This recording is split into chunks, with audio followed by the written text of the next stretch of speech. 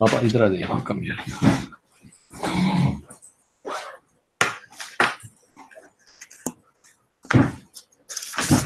Keep this here. Sure.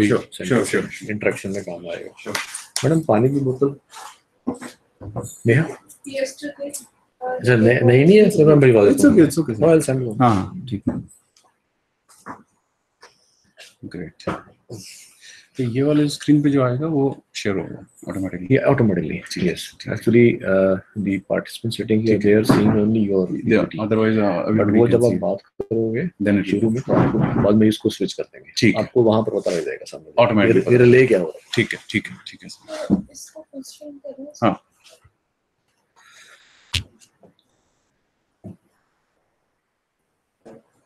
तो चलिए फिर अब कैमरा करते हैं. Okay. Good morning, participants at the remote centers and in the studio. Today we are at the last day of the course. During the last 4 days, we have discussed mathematical backgrounds about optimization.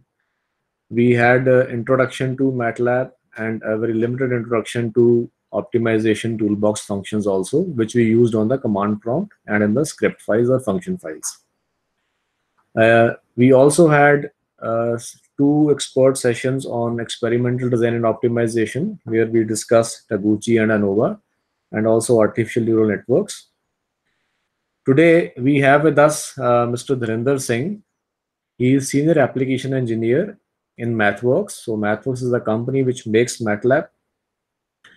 Mr. Dharinder did his BTech and MTech from IIT Bombay. Then he served in Whirlpool for 5 years, and since last 7 years he's in MathWorks. So his main focus is on doing projects for companies. So today, on our request, he's here to share with us his knowledge and expertise, and I'm sure the session will be very fruitful for all of us. He'll be also giving us, he's also very kindly given us some examples which he's ready to share. So I'm really thankful to Mr. Dharinder. Sure, sir. So I'll request him to start. Thank you, sir. So good morning, everyone.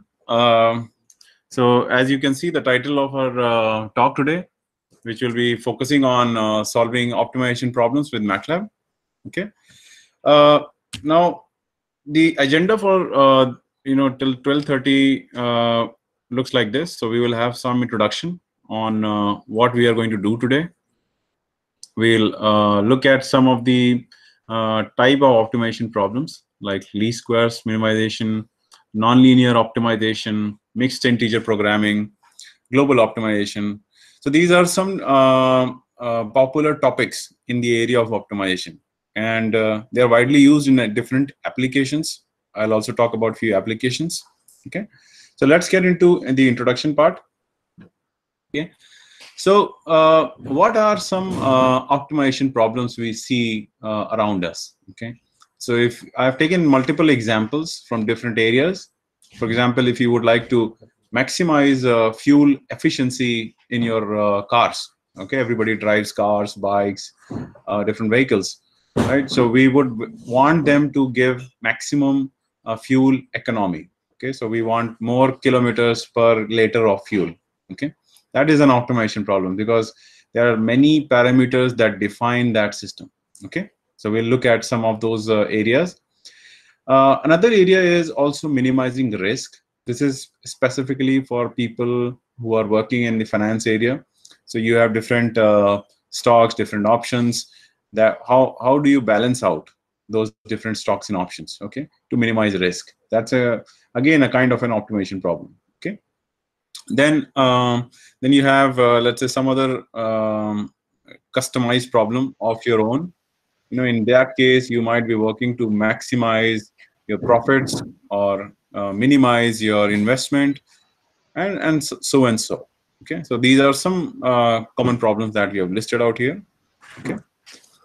Now, if you think about how these design process happen, for the optimization problem. As a whole, from bigger perspective. Okay, so we normally start with initial design variables. What are our design variables that basically drive our system? A system could be an electrical system, mechanical system, multi-domain system. Okay, so this is what we are trying to optimize. Now, once these design variables go into that system, okay, the objectives that we have defined, either to minimize something or to maximize something, okay, we check whether these objectives are met or not. Okay, so if these objectives are met, straight away we have an optimal design. Okay, we have an optimal design, and we can use that variables. Now, but that is not the case in many systems. If we look around, whenever we start with our initial variables, they don't go to an optimal design. Okay, we will have to find variables which makes our system optimal. Okay, so in that case, no, and then we modify design variables and redo and reiterate these process. Okay, that is how we do it. Okay, so this can be done manually by hit and trial, but in some cases you might get a good optimal solution, and in some cases you might not get. Okay, and you might get a local solution. Some cases where you might be missing out with a global solution. Okay, and we'll see what are these local solutions and what are these global solutions. Okay, so why do we do optimization? Okay, so that's a very maybe a lot of you might already be familiar with this technique of optimization. So you might already be knowing all these things, but it's good to always brush our memories and see why do we use optimization. Okay, so if you see in this graph, we have a graph of basically on the x-axis the engine RPM. So if you remember, we take an example of maximizing your fuel economy. Okay, so the x-axis is basically nothing but the RPM of the engine. On your y-axis, you see the pressure ratio of that engine. Okay, and you see this color fringe. Okay, so what does that indicate is that indicates your fuel economy. Okay, where the fuel economy is maximum. Okay, so blue color is low, and the darker the red goes, it is basically more economy. Okay, so what we do is manually, if you see this process, we take an initial guess. So we take an initial guess of 3,500 RPM at 0.5 pressure. What is the fuel economy? Okay, then what we do is we can start manually changing the RPM and changing the pressure ratio. Okay, and then we keep trying different options, and we say, okay, this is bad. Okay, now if you see this graph that you see on the screen right now, okay, that is not available typically. Okay, that is just shown here for representation, but that is not how you will basically go about this manually. Manually, you are just blind. Okay, you'll have to just take few guesses and you just keep trying. Okay, so it just in this graph you see the manual guess overlaid on the actual scenario. Okay, so what we are saying is, if we are keeping the RPM fixed and we are changing the pressure, we are actually increasing your fuel efficiency. Okay, so what you can see is that if I keep the RPM constant, go above, and increase the pressure ratio, we get this point, okay, which is maximum fuel economy.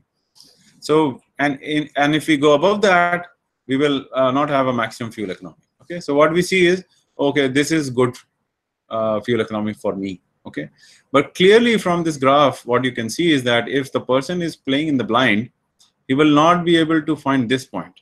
Okay, and that is the point where the maximum efficiency is. Okay, inside this region. Okay, this particular region is the maximum efficiency.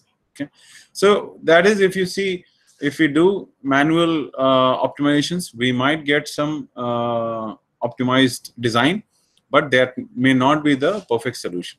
Okay, so now how do you overcome these concepts?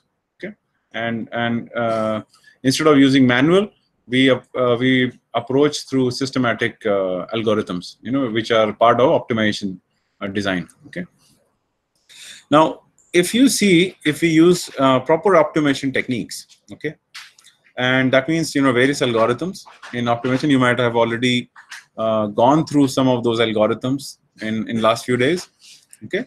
So clearly what we can see is when those algorithms work on this problem statement, okay, the initial guess is same, okay, and clearly what we see is that the next guess the algorithm takes, it starts getting closer and closer, okay. And obviously the algorithms have found the right solution, as you can see, which is in the center of this graph, okay. So this shows that using proper optimization techniques is far more better than manually doing optimizations, okay. So that is what we can see from here, okay.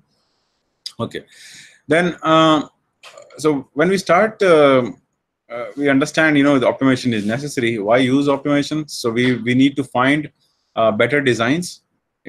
Now we might design something, but then that might not be optimal or efficient in terms of the weight, in terms of the energy consumption, in terms of the performance, any different things, okay. We need to also do faster design evaluation. So that what it means is that you need to evaluate multiple designs and check them whether they are right for your requirements, okay. We want to do trade-off analysis also. That is why that is also very necessary, trade-offs, okay.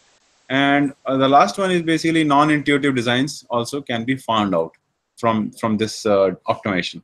Something that is intuitive, you might think about it, but something like which is non-intuitive can also be found, okay.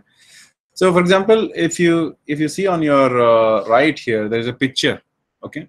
And what that picture is all about is it's a type of an antenna, okay, which was designed using genetic algorithm, okay. Again, that's a type of optimization algorithm, okay. We'll go deeper into that, okay. Just to show you what is the value of using these algorithms, okay. So the value of using such algorithms is that people, so these are basically electrical electronics engineers. What they did is basically they said, they want to maximize the let's say radiation from an antenna, okay. So they created the whole problem statement. So formulating the optimization problem statement is a very important task, okay. So that's also very important. So we'll see how to formulate a optimization problem, okay. So in this particular example of antenna design, they formulated the statement and then they gave it to the genetic algorithm optimization, and this is what the 3D structure it has found out. And this is what it makes really valuable. Now they can directly test this antenna and see whether it matches the requirements or not, instead of manually doing it in trial. This makes it more shorter as a design time, okay. So that was just introduction and understanding what this optimization designs look like and why to use them, what are some applications we can use it, okay. So what we'll do is we'll quickly go into the least squares minimization. I believe you have already seen this earlier in the days, but we can just cover it quickly so that you can maybe there are some new things also that we can uncover from here, okay.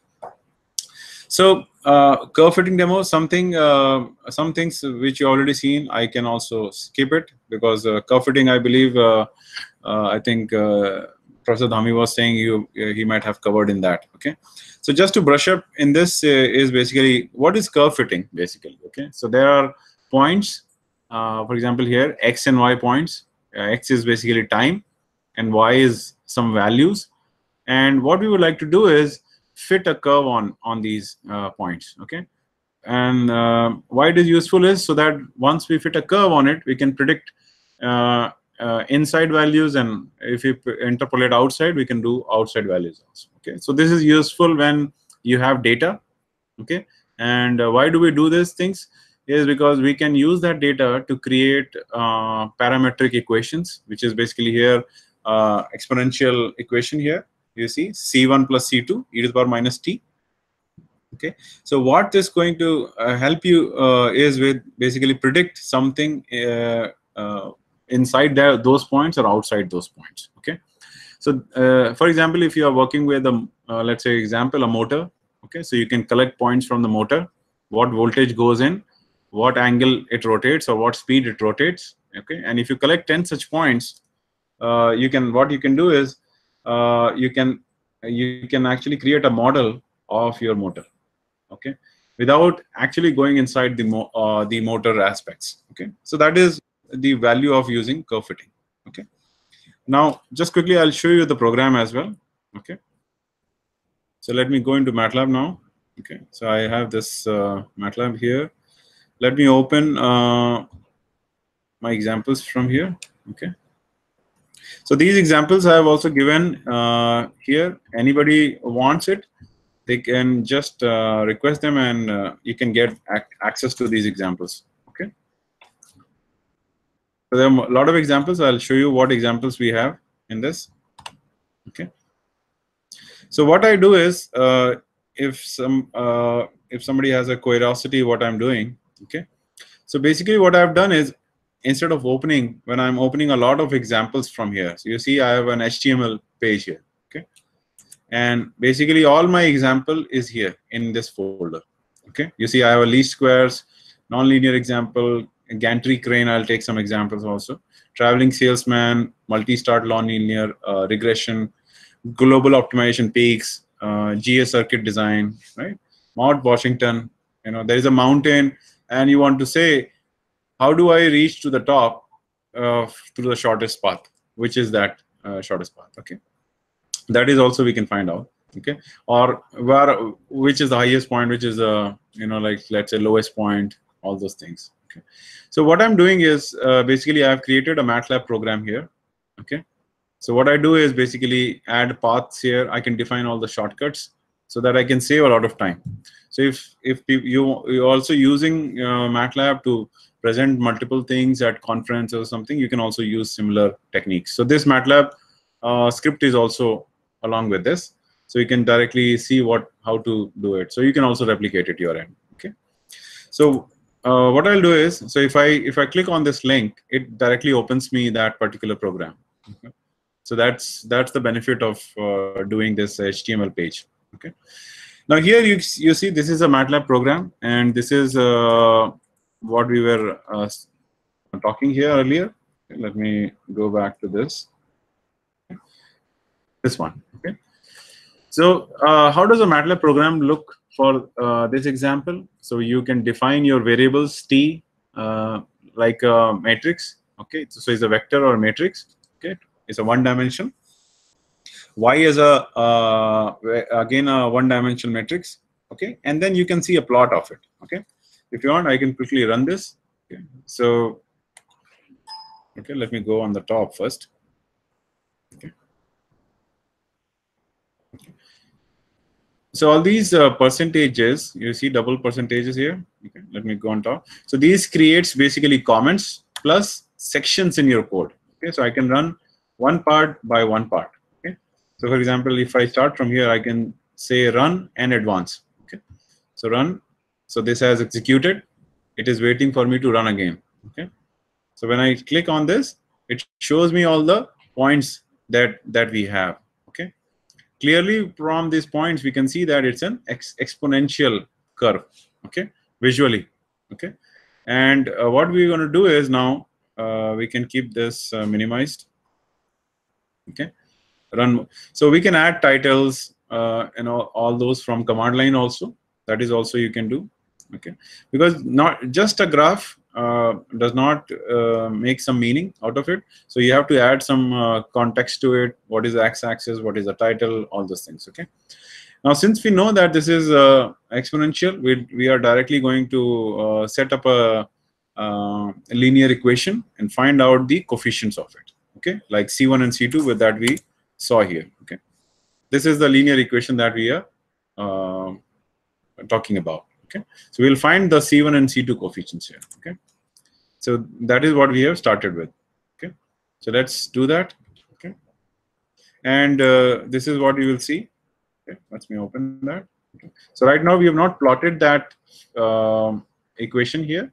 Okay, but before we do that, okay, what is also important is also to understand which solvers to use, how to use them also. Okay, so let me open the documentation of this optimization toolbox. Okay, so if you go here, you will have getting started. Okay, so there you can also go and learn about this tool. Okay, before that, if you see here this link, okay, optimization problem setup, choose solvers, all that. Okay, so let's get into this. Okay, choosing a solver. Okay, from here what you can see is there are different types of solvers that you can use here. Okay, so if you click on this Optim tool, okay, and what you will see is that there you'll be shown with the multiple solvers here. Okay, so Optim tool is basically a graphical interface which allows you to set up the problem graphically. Okay, and what does it do? Let me open that. Okay, so I can type in Optim tool like that into the command prompt. Okay, you can also, in the new versions, you can go to apps, and there also you can find this. Okay, so you can go to apps, and if you look on this, and you see optimization.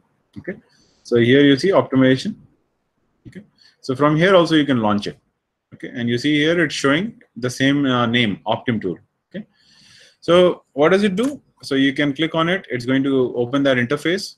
Okay, so this interface allows you to solve different types of problems. Okay, if it is a constraint nonlinear minimization, min-max optimization. Okay, fsolve, fmin solve. Okay, so everything is available here. Okay, so you can use one of the solvers that fits into your problem statement. Okay, and then you can define all the constraints and the problem itself, functions, all those things here. Okay, and then you can actually start solving this. Okay, so either way is fine. If you use MATLAB script, that's also okay. If you use a GUI, that's also okay. Benefit of using GUI is, for example, you can also generate code from here. Okay, so you can see here when let's say you don't want to write a lot of MATLAB code. Okay, so you just put what is your objective function, start point, your constraints, all those things. You can go to file and say generate code. Okay, so what it's going to do is it's going to write a MATLAB code for you. Okay, and that you can edit yourself. Okay, that's the useful feature of this. Okay, so let's go here, go back. Okay, so now what we're going to do is find those coefficients. So we have found those coefficients, and what are these coefficients? We can see it. So these are basically two C1 and C2. Okay, so we have found those two coefficients. Okay, now if we use these coefficients inside our curve fitting and try to plot it. Okay, so what we will see is that we'll get this kind of plot. Okay, so we started with the points. We created an exponential equation. We found the coefficients using optimization, and now what we have done is plotted it. So we can clearly see how is the curve fitted model. Okay, okay, so that is what we do. Now so here there is no constraints. Okay, it is just found those coefficients and we have plotted it. Okay, sometimes what we have is also constraints in the our problem statement. Okay, so those constraints could be such that, for example, the resistance in our system cannot go negative or zero. Okay, so R cannot be less than let's say 0. That is our constraint. So these are all, because these are mathematical functions. Okay, and if you are working on a real life problem, they have to be driven by basically what can be values. Let's say can go below 0, above 0, all those things. Like resistance can't go below 0, negative resistance not there. Or let's say your material that you're using cannot have such certain properties, or cannot have certain thickness, things like that. Okay, so all these are basically these constraints become converted into a mathematical function. Okay, that is what is important. Okay, so what you see is that we can actually create constraints, like this. For example, we are using here LSLQ QL in. If you have seen this earlier, okay, you might have seen this because this is, I think, already covered. So this is basically a type of, let's say, your constraint, okay, linear constraint, okay. So we can apply different kinds of constraints on it, okay, and this is how you apply that constraints, okay. So what you do is, as earlier we use without constraints, this time what we are going to say is use the optimization tool to solve this with this constraint type, okay, and this algorithm, okay, interior point algorithm, okay. And this is also there when you saw the Optim tool, okay, there also you could see that, okay. So let's put these constraints here, okay. We can put these constraints and check fitting again, okay. So we can see the curve fit model here. So what you will see is that it looks pretty much the same graph, okay. But if I zoom it a little further, okay, over especially on the top part, okay, this part, so you will see that there are basically two graphs here, okay.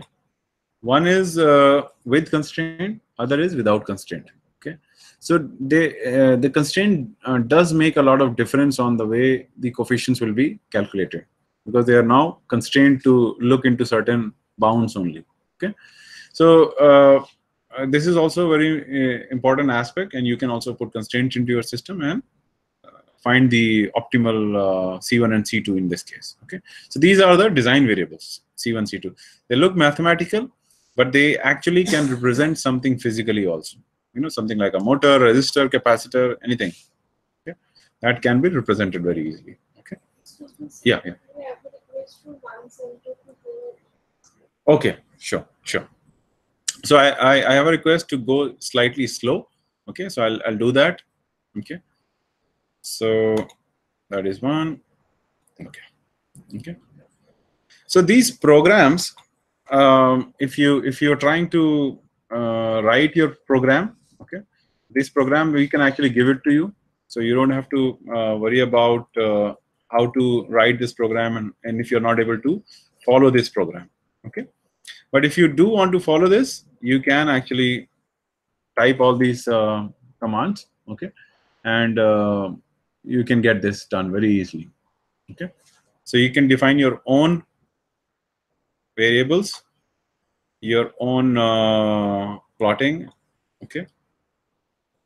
So that we can give it to you, okay. If you're worried about the programs, that these programs will be given to you, all the files and folders, okay, and you can do it at your own end, because then what will happen is, if I go one by one, you might not be able to cover all the things, okay.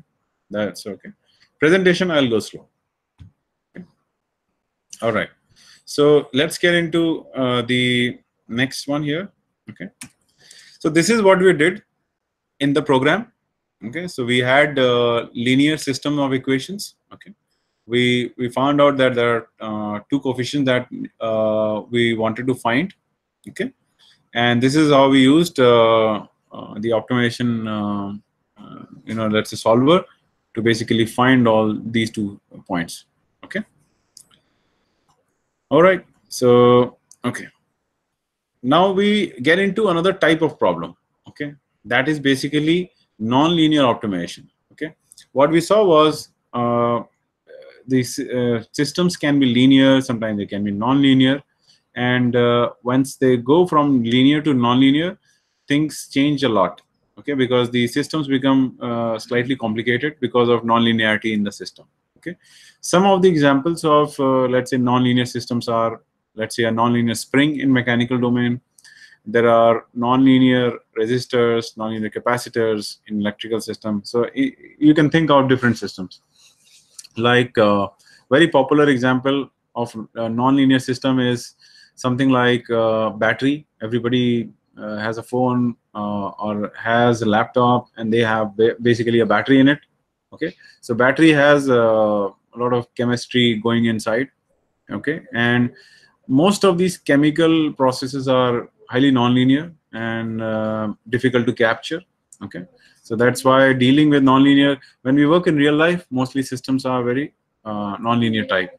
Okay, so for example, you buy a new phone and it might discharge on the same conditions in 2 hours, or if it is a hotter day by 5 degrees, it might discharge in 30 minutes, 40 minutes also, right? So that is what nonlinearity is. So something that is not going linear with input variables or design variables. Okay, fine. So we'll get into this problem. Okay, so in this case, what you can see is, let me read about this problem slightly. Okay, so what it contains is basically, so here is the problem. Okay, uh, let me go to that one. It went to this earlier one. Okay, this one. Okay, so in this particular example, what you see is an equation here. Okay, so we would like to minimize the function shown here. Okay, so it's a logarithmic function. Okay, so there are nonlinear terms in this equation. For example, if you see here, this one here, there is a quadrat third degree equation here. Okay, so since this is a two variable function, okay, so there's a two variable function here, x1 and x2. Okay, there are two variables inside. Okay, what we're going to do is this can be evaluated very quickly. That means it can run fast. You know, I can just put in these numbers x1 and x2, and you can actually get the values of it. Okay, so we can create a plot of it in MATLAB. Okay, and we'll use the visualization to understand how the optimization solver works. Okay, in most real world, as we said, the problems, it is not possible to create a plot like this, either because you have to sweep across multiple variables, okay, or because it takes too long time to do it. Okay, so let's look this into the MATLAB here. Okay, let me open that example. Okay, again, so this is an example. Okay, so you can see here, this is the objective function that we have created. Okay, which is going to represent our equation. Okay, and the next command here, so all these greens they are comments, so they don't play a very important role here in execution. They're just there for us to understand what is going on in that section. Okay, that is the part of it. Okay, so what we can do is we can write that equation, or whichever equation you want it. Okay, and then we can create a mesh grid. What is mesh grid is basically, it's going to create a mesh of numbers, okay, like a matrix automatically. Okay, so we have two variables here, x1 and x2 in this equation. Okay, so you can clearly see that there is x1 and x2, two variables in this equation. So we need to create a 2D matrix. Okay, if it was like a three variables, we would have to create a 3D matrix. What it is going to do is, it is going to use all the elements of it to give inputs here in this equation and collect the output, so that you can create this plot.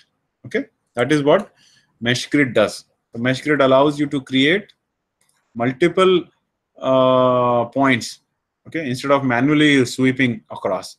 So it's just like saying x1 is going to vary from 0 to 10, x2 is going to vary from 0 to 20. Okay, but this is happening here through this command. Okay, so what mesh grid is going to do is, it is going to create values between -2.5 to 2.5 with a spacing of 0.1. So -2.5, -2.4, like that till 2.5 in both the x1 and x2 variables. Okay, this is what it does.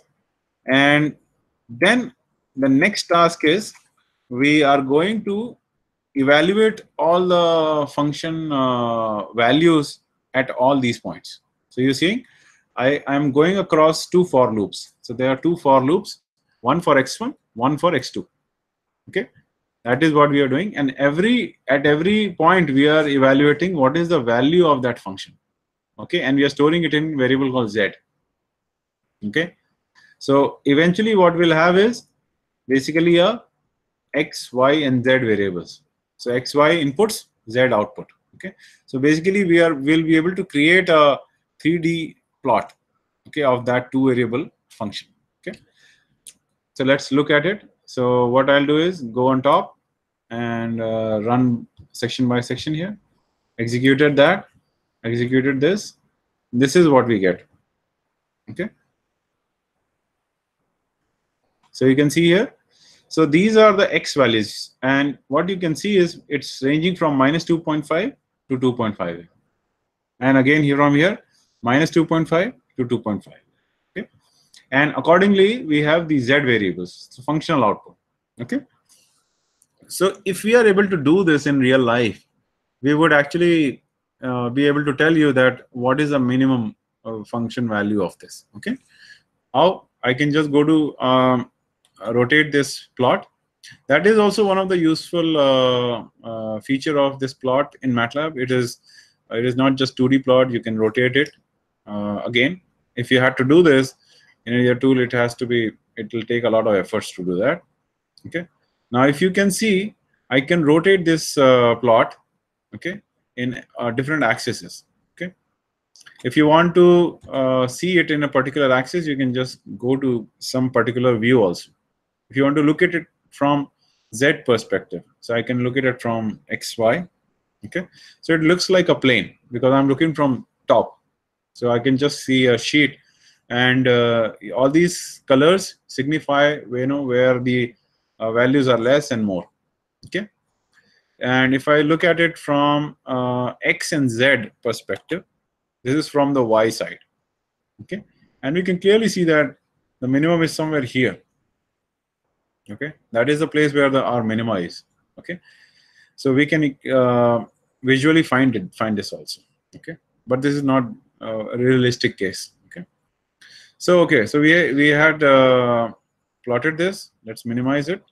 Okay, now what we want to do is we want to create like upper bounds and lower bounds of our constraints.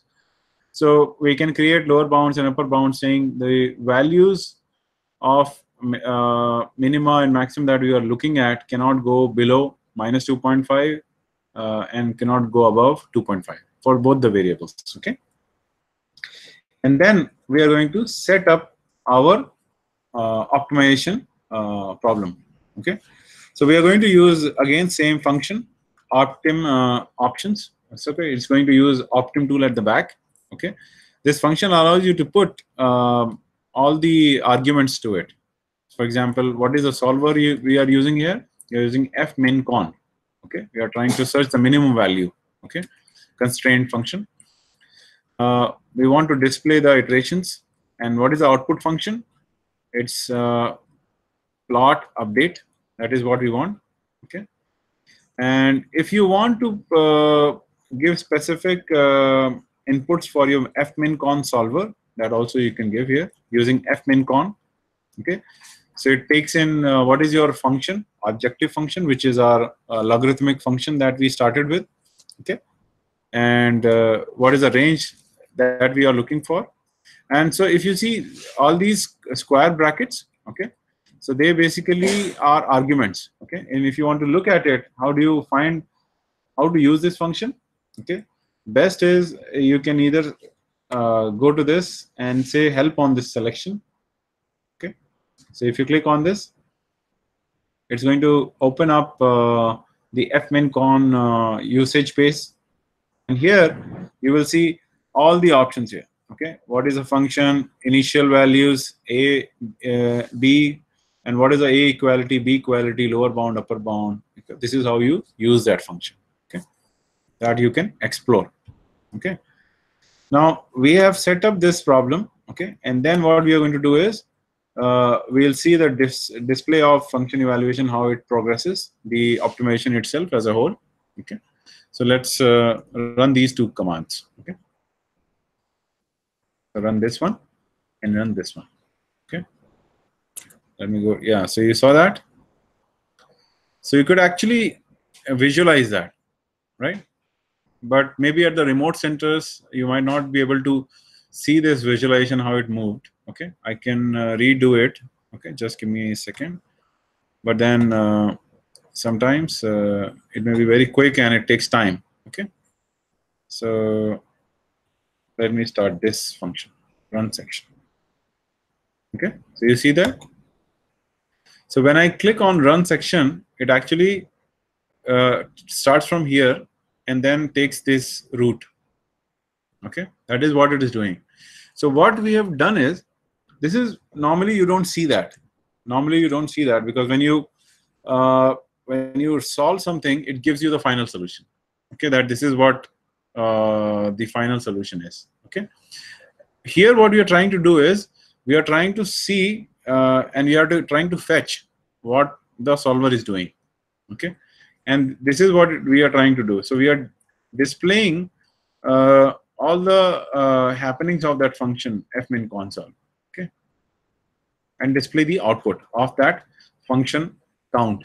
Okay, so what if you don't do it, it will just going to give you the final option. Okay, but just enabling this will help you see what the function is doing. Okay, I can redo it again and it does that. Okay, okay, from here.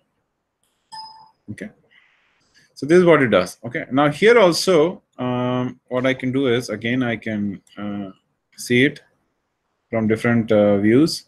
Okay, that's what it is like. Okay, so also it is very important sometimes to visualize how your solver is taking the approach. So that is why this part of the code is I thought will be useful.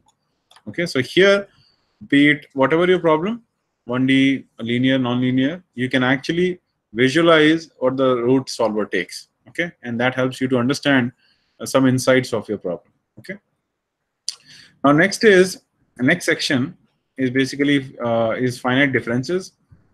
As you can see, like many of the objective functions evaluations are from the finite difference calculation.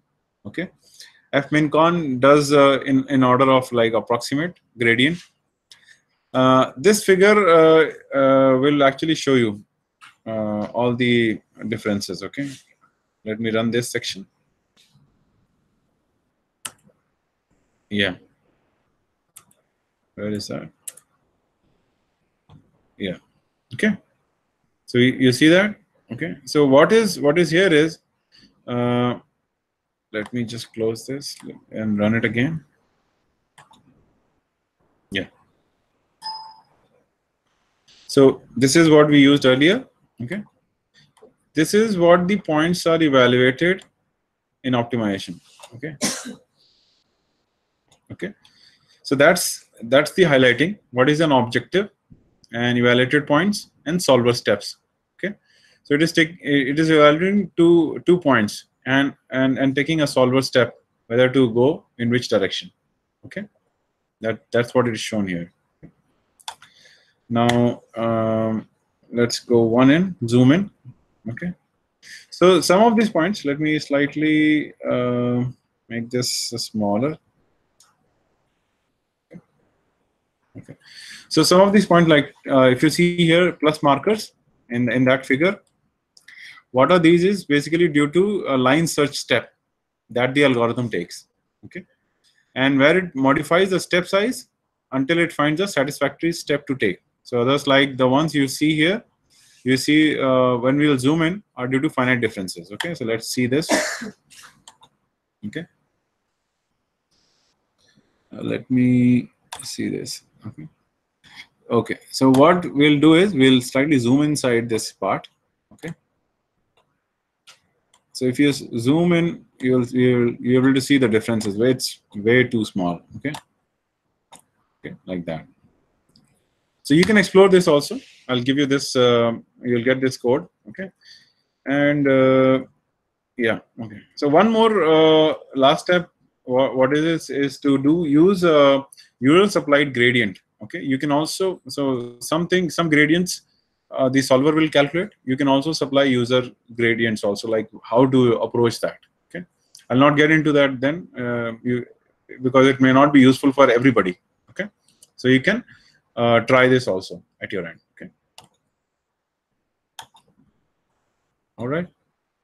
So this is what we understood. It is mainly like nonlinear problem, logarithmic problem. You can define the input and output. Okay, x1 and x2. What is the range of that x1 and x2? Later on, you can create the function plot. You can visualize it, and then you can also use solvers such as fmincon to basically pass those arguments of the objective function, the inputs, the inequalities, all those, and then solve that. Okay, and you'll get the final result. What is the minimum option? Okay. Now, if you take an example of it, okay, how do you apply it? So that is a mathematical. All these functions, they look mathematical. So that is what makes them slightly little boring, because you can't relate them to something in real life. Okay, so this is what I've done is related it to a real life example. Okay, so there is a crane type which is known as a gantry crane, and that's used in many places, like shipyards, inside big industries, in moving heavy objects. Okay, they are suspended by cables. Okay, and one of the problems with the cables is when you move, okay, they tend to move like a pendulum. Okay, and if your precision is you want precision in your movement, and if you're carrying, let's say, like a 10 ton kind of load, and if it slightly hits your wall, it might break it. Okay, so you have to very precisely do that. Okay, so the idea is, you say, then if provided we give you this problem, determine the acceleration profile of that movement here, horizontally, of that crane. Okay, how it should move. If you say I have to move 10 meter, it is our job to find out how it should move, accelerate. Okay, that minimizes payload swing. Okay, it should not swing. Okay? And you can do that. You can imagine it. For example, if you start fast and slow down, deaccelerate, you can actually minimize that. Okay, but that's just our thought. Okay, let's look at it from mathematical perspective. Okay, now how it's going to look like, if you see on your this dotted black line is basically your acceleration, velocity. Okay, and your this point, you see the solid line is your position of the crane. Okay, and this is the time in blue, and the acceleration. So here acceleration is positive for whole time, acceleration 0, and acceleration negative. You're trying to stop. Okay, like that. And this is the total I think movement and total time. Okay, but as we saw earlier, with some constraints we will have to define here. So we can say that we can divide this problem into 3 parts: accelerating, not accelerating, and deaccelerating, because you have to follow this step. You will accelerate, and not accelerate, and deaccelerate. Okay, so these 3 inequalities will be there. Okay, which is basically for how long you have to accelerate and deaccelerate. Okay, and total time also should not be long than this. For example, if you move really slow, it will not even move. Okay, swing. So you can't take 1 hour to do that. You have to do that in let's say 20 seconds. Okay, so that is also defined here. Okay, so how do you solve that? Okay, now we have till now seen MATLAB scripts. Okay, which actually a form of MATLAB code, which is object oriented C++ kind of code. Okay, now I also want to introduce you to something different as a flavor, because you can solve things in a different way also. So this concept, the symbolic maths approach. Okay, so there is a particular way of solving maths functions is by solving them symbolically. And what does it mean is you can write programs in a more textual language. Okay, just like as you write on your paper also. Okay, so in MATLAB you can actually write those kind of symbolic equations using MuPad. Okay, I'll show you how it looks like. You can perform exact computation using familiar MATLAB commands also inside there, and you can integrate Simulink also to that, Simulink and SimScape. Okay, so let's see that. Okay, let me see if there is something more here. Okay, okay. So let me open that. Okay, so that's it. So first, I can just walk you through the whole code. Okay, so this is if you see the R variables: height of the crane, payload displacement, okay, length of first phase, okay, all the time, okay, and this is this is your solver here. Okay, solve this crane ODE, okay, and plot it. Okay, so this is just solving it. Okay, for this inputs. Okay, not optimization. Okay, so and we can go step by step. First, we see if we choose some variables, how it is going to perform. Okay, let's see it. Okay, so if we click on this, so this is what our plot looks like. Okay, so what you can see is that this is your angle of swing, okay, of the crane. So as it is moving, so this is acceleration, stopping, and deacceleration, and this part, it is not doing anything. It is stopped because it has reached that distance. Okay, and since it has reached that distance, you see a solid graph here. What colored we have colored it? What it signifies is that it has reached this point where it has to reach, but it is still swinging. So this blue is something that we want to not happen. Okay, and this is the point where we are setting up and creating that our objective function. Okay, and what is our objective function now? To minimize these blue color. Okay, and that is the way how you approach any problem in automation, because when you start thinking about something, you can actually represent them mathematically. Okay, once you are able to represent that system in mathematical form, then you can identify what you have to minimize or maximize. Okay, so in this case, this blue color we want to maximize because it has already reached at this point of time, and it should not swing. Okay, whatever it has to do. So we have to find out the acceleration and the time. For that, this will get minimized. Okay, let's see how it's going to happen. Okay, we can also animate and see. Okay, let's see that also. Okay, that is what we are saying. Okay, so it has reached to that point and it is still swinging. Okay, I can click it again. That is what it is doing. Okay, it means that. Okay, right. So let's go ahead and set up this problem and minimize it. Okay, so we'll set this problem. Okay, and let's display that animation. Where is that? I just had a figure somewhere. Okay. So it's still optimizing it. Okay. Okay, it has found it. Okay, so it should be here. So you see now.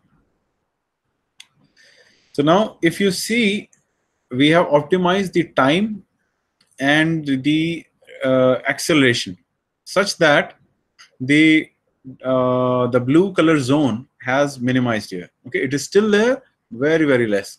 Okay, so you see here now, this is the movement. Okay,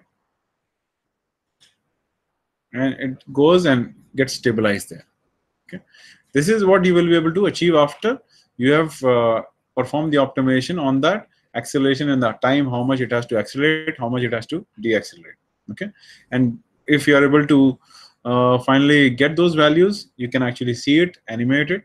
Okay, and this is what you will be able to get. Okay, this is one application of those nonlinear optimizations that we looked at it just ago. Okay, so these are all part of, again, examples. Okay, and you can again try your own set of examples here also. How? Okay, how this is animated. Okay, so one question is basically how we can how we are able to do this. Okay, like this animation. This is what we are able to write this. Okay, so there are various ways to perform animations within MATLAB. So these are basically nothing but figures and scopes, whatever we have seen. You can just plot. So this is basically nothing but a plot only. Okay. So what normally we do is we can create these like circles, line, and objects. So this is basically nothing but plot. Okay. And when I run this, so this dot that is moving on this again is just a plot that is highlighted. Okay. So normally, if you see, we are getting the results first. Okay. So this is not solving as it animates. So we are basically getting all the results, storing them in the workspace, and then we are reusing those values to animate it. Okay. So we have created a function. Okay, I can open this function also. Okay. So this again nothing but a MATLAB code. So you see here, it is creating lines and circles. If you go down, okay. So this is what it is doing. Okay, setup animation. It is using. Let me open where you'll see. Okay, yeah. So if you see box, it's using box, which color, all those things. Okay. So if you look at this particular program, which is file name animate crane in this example, you can actually find out how it is done. It's not very complex. It's just if you want to move a circle in a circle, so you first need to draw a circle, move it to the next one, and erase that earlier one, and that is how it does. Okay. So here, once you are able to do that, the help also it is there. Yeah. Okay. So there also you can get it. Okay. So it's implemented in a function form. Okay. You can write your own code here also, but it takes a lot of time. Like yeah. That also you can use. Yes. Okay. So that is one we got here. Okay. Again, from here you can put inequalities also, like time and all those things, and you can even put constraints and then solve it also. Okay. Fine. Let's go here. Okay. All right. So let's come here. Okay. So now we have basically two more things. Okay, but these are things slightly going to take some more time because these are some maybe different topics to you. So I'll spend some more time here also. Okay. Fine. So we'll get into something known as mixed integer programming. Okay. Some people might have heard about it. Some may not have heard about this programming. Okay. So and some of you might be doing this, but not knowing what you are doing. Okay. That also might be possible. Okay. So, but there is a proper terminology which is named as mixed integer.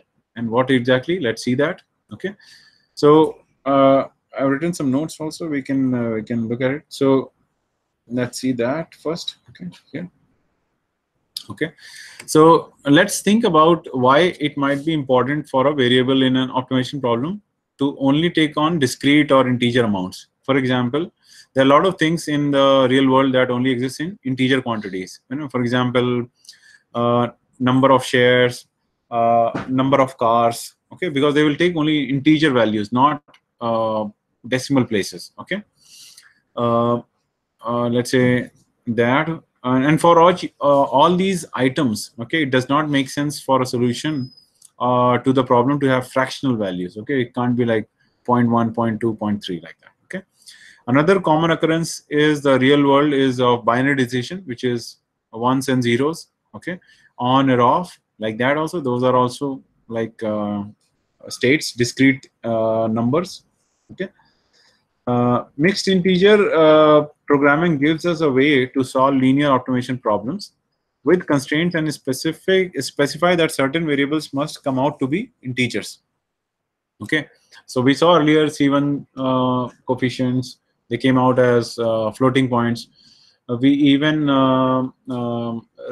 use these times also, saying 2.1 seconds. Okay, but if we say explicitly that we don't want decimal places, we only want integers, we can also do that.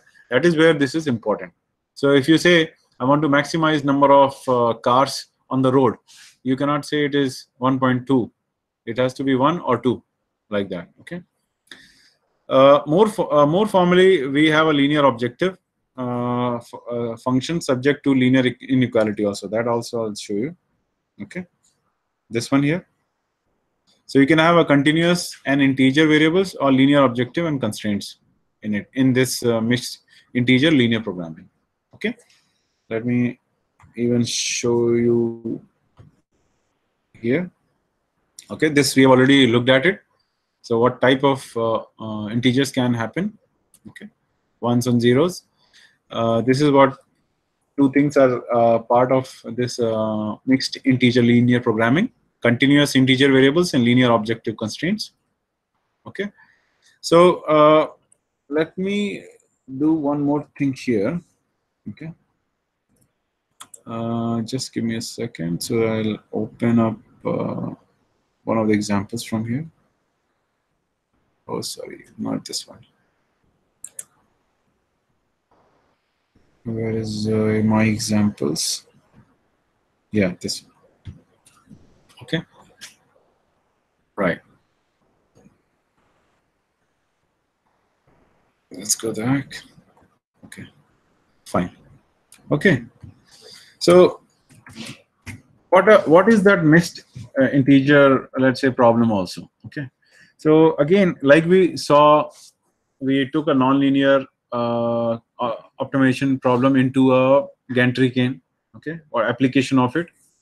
Again, this kind of problem, what are the applications? One example is here, which is very popular, traveling salesman problem. Everybody might have heard about this problem.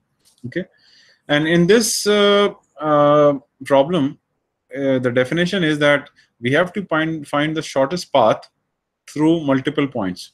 Okay, so it's like we have to visit 10 cities, and they have a distance between them, and we can't go to a city again. Okay, so you have to visit only once, and you have to find the shortest possible path. Okay, that is what the problem is. Solution is to calculate distances between all combination of points and do it. Okay, and what we can do is solve an optimization problem where variables correspond to trips between 2 points. Okay, so for example here, if there is a trip, it says 1 here. Okay, if there is no trip, it says 0. Okay, like that. So let's look at this also. Let me go into this. So this is a very classical example. Okay, let me open that. Okay. Yes. Okay. So again, this example inside this program will cover different ways to solve this problem. Okay, but we'll look at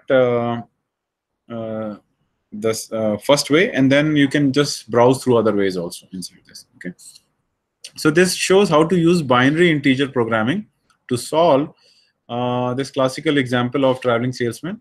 Okay, this problem involves finding shortest closed tour.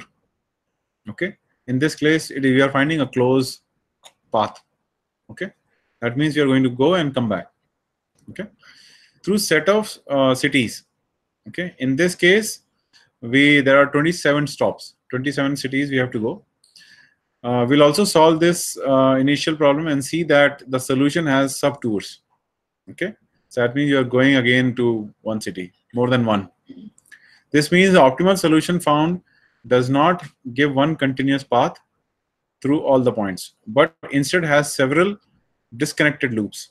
Okay, so what we'll do then is to use iterative process to determine subtours, adding constraints and rerunning optimization.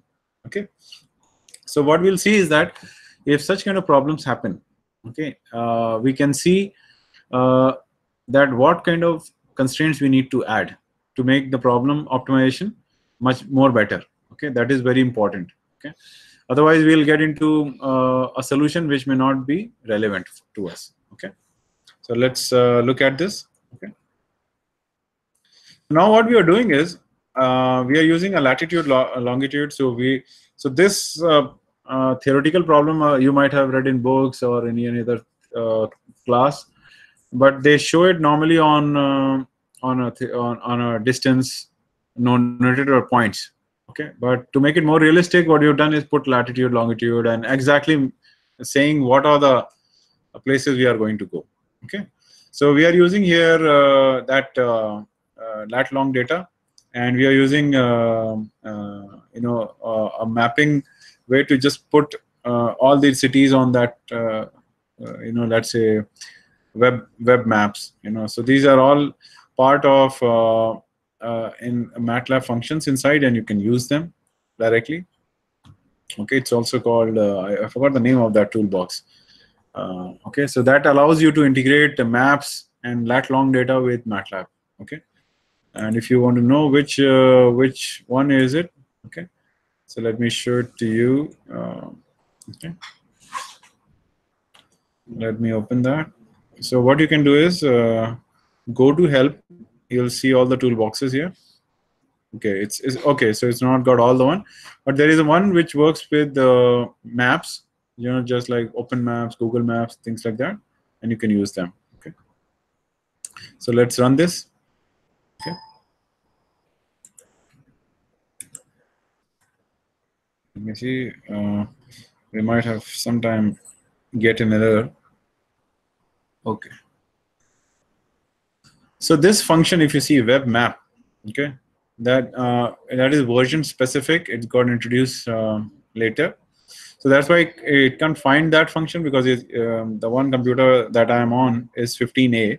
Okay, but this is the function that if you look for it, will help you to basically plot this data on the map also. Okay, so this web map, what it does, it pulls in data from web. Okay. Okay. So you can try this problem at your end. So this particular is not working here, so I can't show it visually. Okay, so let's go to the next steps. Okay, but I think probably it will require this also. Okay, let me see. Okay, yeah. Okay, so it's going to. So what it is doing is it needs web map to load that map data and show you all the things. If you go into the help of it, what you can do is you can, okay, so it won't be there. It's called mapping toolbox. Okay, let me show it to you on the net if it is available. Okay, all right, so let me show it to you here. Okay, so if I go to internet and you say MATLAB mapping toolbox, okay, this is what it does. Okay, so web map is a part of this toolbox. Okay, that is why this toolbox is not installed here. Okay, this mapping toolbox, otherwise we could see it. What you can also do is you can also search for this problem here. Okay, we can't run it, but we can see this problem, traveling salesman. Okay, that is here. Okay, again, if you see, this problem is a shipping example. If you have the toolbox with you, okay, so here you see so many cities. There are around 200 stops. Okay, so there are 200 stops that we want to make. Okay, and we want to find the shortest one. Okay, so again, this is a mixed integer linear programming. Okay, we are going to use the same approach. Okay, and we want to basically, if you see, we are using again optimization toolbox to find out the distance.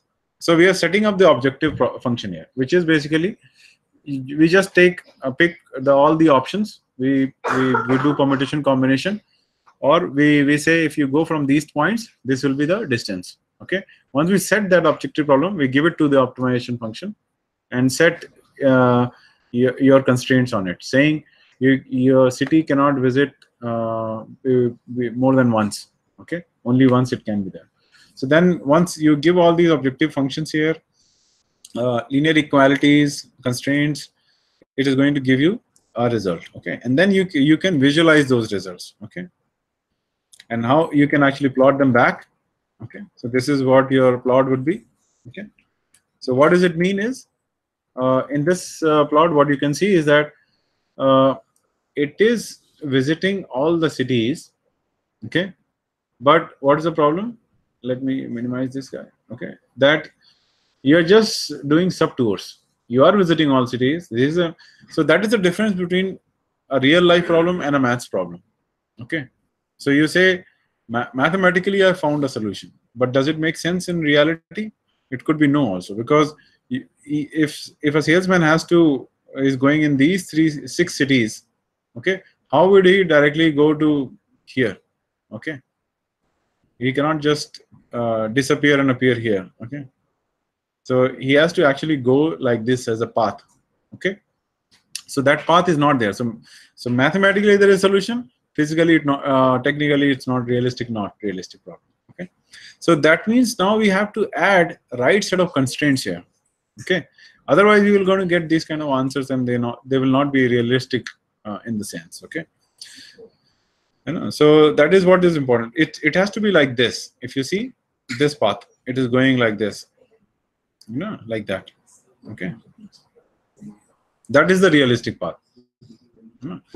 These subtours, these are subtours which are not realistic. Okay, so what we'll do is we go into this, we add subtour constraints. Okay, that means you are constraining the search to not go look for subtours. Okay, we are trying to avoid subtours from here.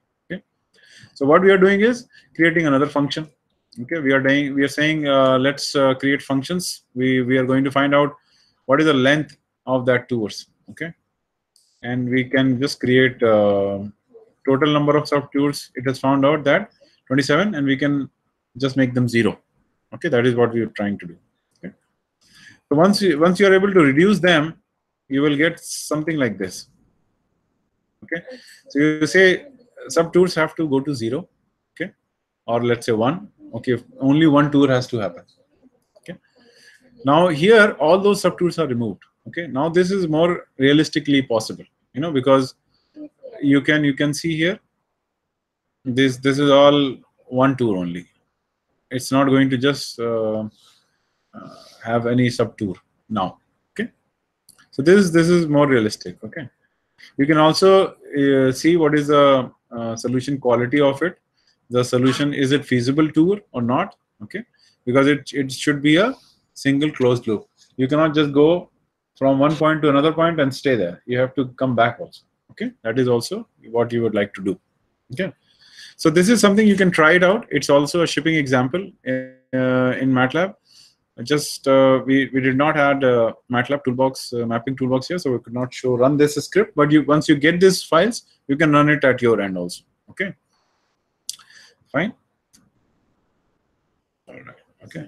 Yeah. Break. Yes. Sure. So it's now 11:15. So we'll take a 15-minute tea break, and we'll back again at 11:30. Okay. Sure.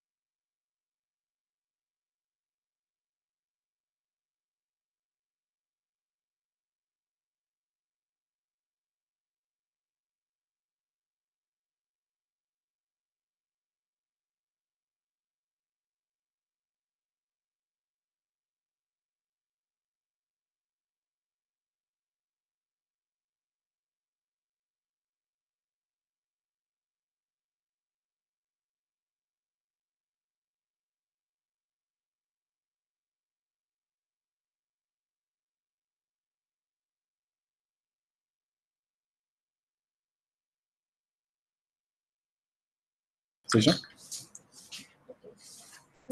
Hmm? Okay, so welcome back, everyone. After the break, so before we continue further, I would like to take any questions if anybody has from the first half. Any queries, or you would like to know something specific what we did in first half. So we can take few questions. Solution quality is also program. Yes, yes. So I can show it to you. I think we did open here. Okay. So solution quality is one question, basically from locally here. Okay. Okay. So let me zoom it here a little bit. Okay. So basically, solution quality is something about what we are trying to optimize and what is the quality of that optimization. Okay. So that is something we can also check. For example, if it is we are trying to avoid detours or subtours, so we can check whether it is 0 or not. That's what we mentioned about solution quality. So this is something you can get from the solver, or if it is a customized results, you can also get a customized solution quality done yourself also. Because in this case it is a subtour, okay, which is we are bringing down to no subtours, 0. So we have done it manually. But if you want quality from a regular solver, an objective function, you can also get it from there also. Okay. Yeah. So any other question? DEI Technical College, Agra. Uh-huh. Any queries, sir? Sir, can you tell me some codes of TSP, traveling salesman problem? How you write it in MATLAB? Okay, traveling salesman problem in MATLAB. Okay. That's a good question. Okay, so how do you write that problem statement within MATLAB is, let me show you this example. Okay, I'll walk across this problem statement. Okay, so what we are trying to do is, this is just a graphical representation. This is not necessary. Okay, what is important is that we know the distance between all the points. That is very important.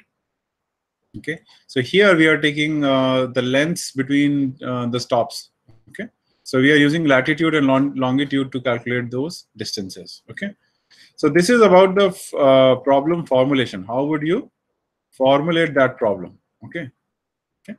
So what are some aspects of traveling salesman problem? Okay, so for example, generating all possible trips, meaning all distinct pair of stops. That is one aspect. Calculating the distance of each trip. Okay, basically we will calculate all possible trips and all the distances for each trip. Okay, the cost function to minimize the sum of the trip distance from each trip of the tour. Okay, so we will first calculate how many trips are possible, what is the distance of each trip, and how to minimize that distance. Okay, that is what the whole idea is. Okay, once we formulate this problem, okay, there is also as we have seen mixed integer problem earlier, what the type of problem they are. The decision variables are also binary. Okay, for example, with each trip where 1 represents a trip that exists on the tour and 0 represents a trip that does not exist on the tour. Okay, that is, we are trying to say that if the trip will happen, we'll name it as 1. If it does not happen, we'll name it as 0. Okay, to ensure that the tour includes every stop. Okay, include the linear constraint that each stop is on exactly 2 trips. Okay, this means 1 arrival, 1 departure. Okay, so that means every stop will have 2 trips, one for going there and one for leaving from there. Okay, now since we had this problem with 27 stops, okay, there are 351 trips that are possible. Okay, and meaning 351 binary variables. Okay, variables are like 27, so we choose 2. Okay, we can then generate all trips and all pairs of stops. Okay, so you can see this function here. Let me open this. Okay, so what does this function do? Okay, it's a binomial coefficient or like all combinations, you know, between them. Okay, so this function will return binomial coefficients. Okay, this is a number of combinations of n items taken k at a time. Okay, this is what we are doing. Okay, so we are trying to get that. Okay, let's see if I can run this command. Okay, because I can't get the visual right now because the toolbox is not okay. It won't work. Okay, but before that I have to get the stops. Okay, if this will work, let me see. Okay, yes, so this works. Okay, so that means let's see on the MATLAB code. Okay, so that's one of the results. Let me see. It should not be that. Okay, so this is the number of stops, 27, and this is a factorial of that stop. This is a large number because so many trips can be possible. Okay, but if we put a constraint and then check it, so this is what we are trying to do. Let me just run this selection. Okay, F9. Okay.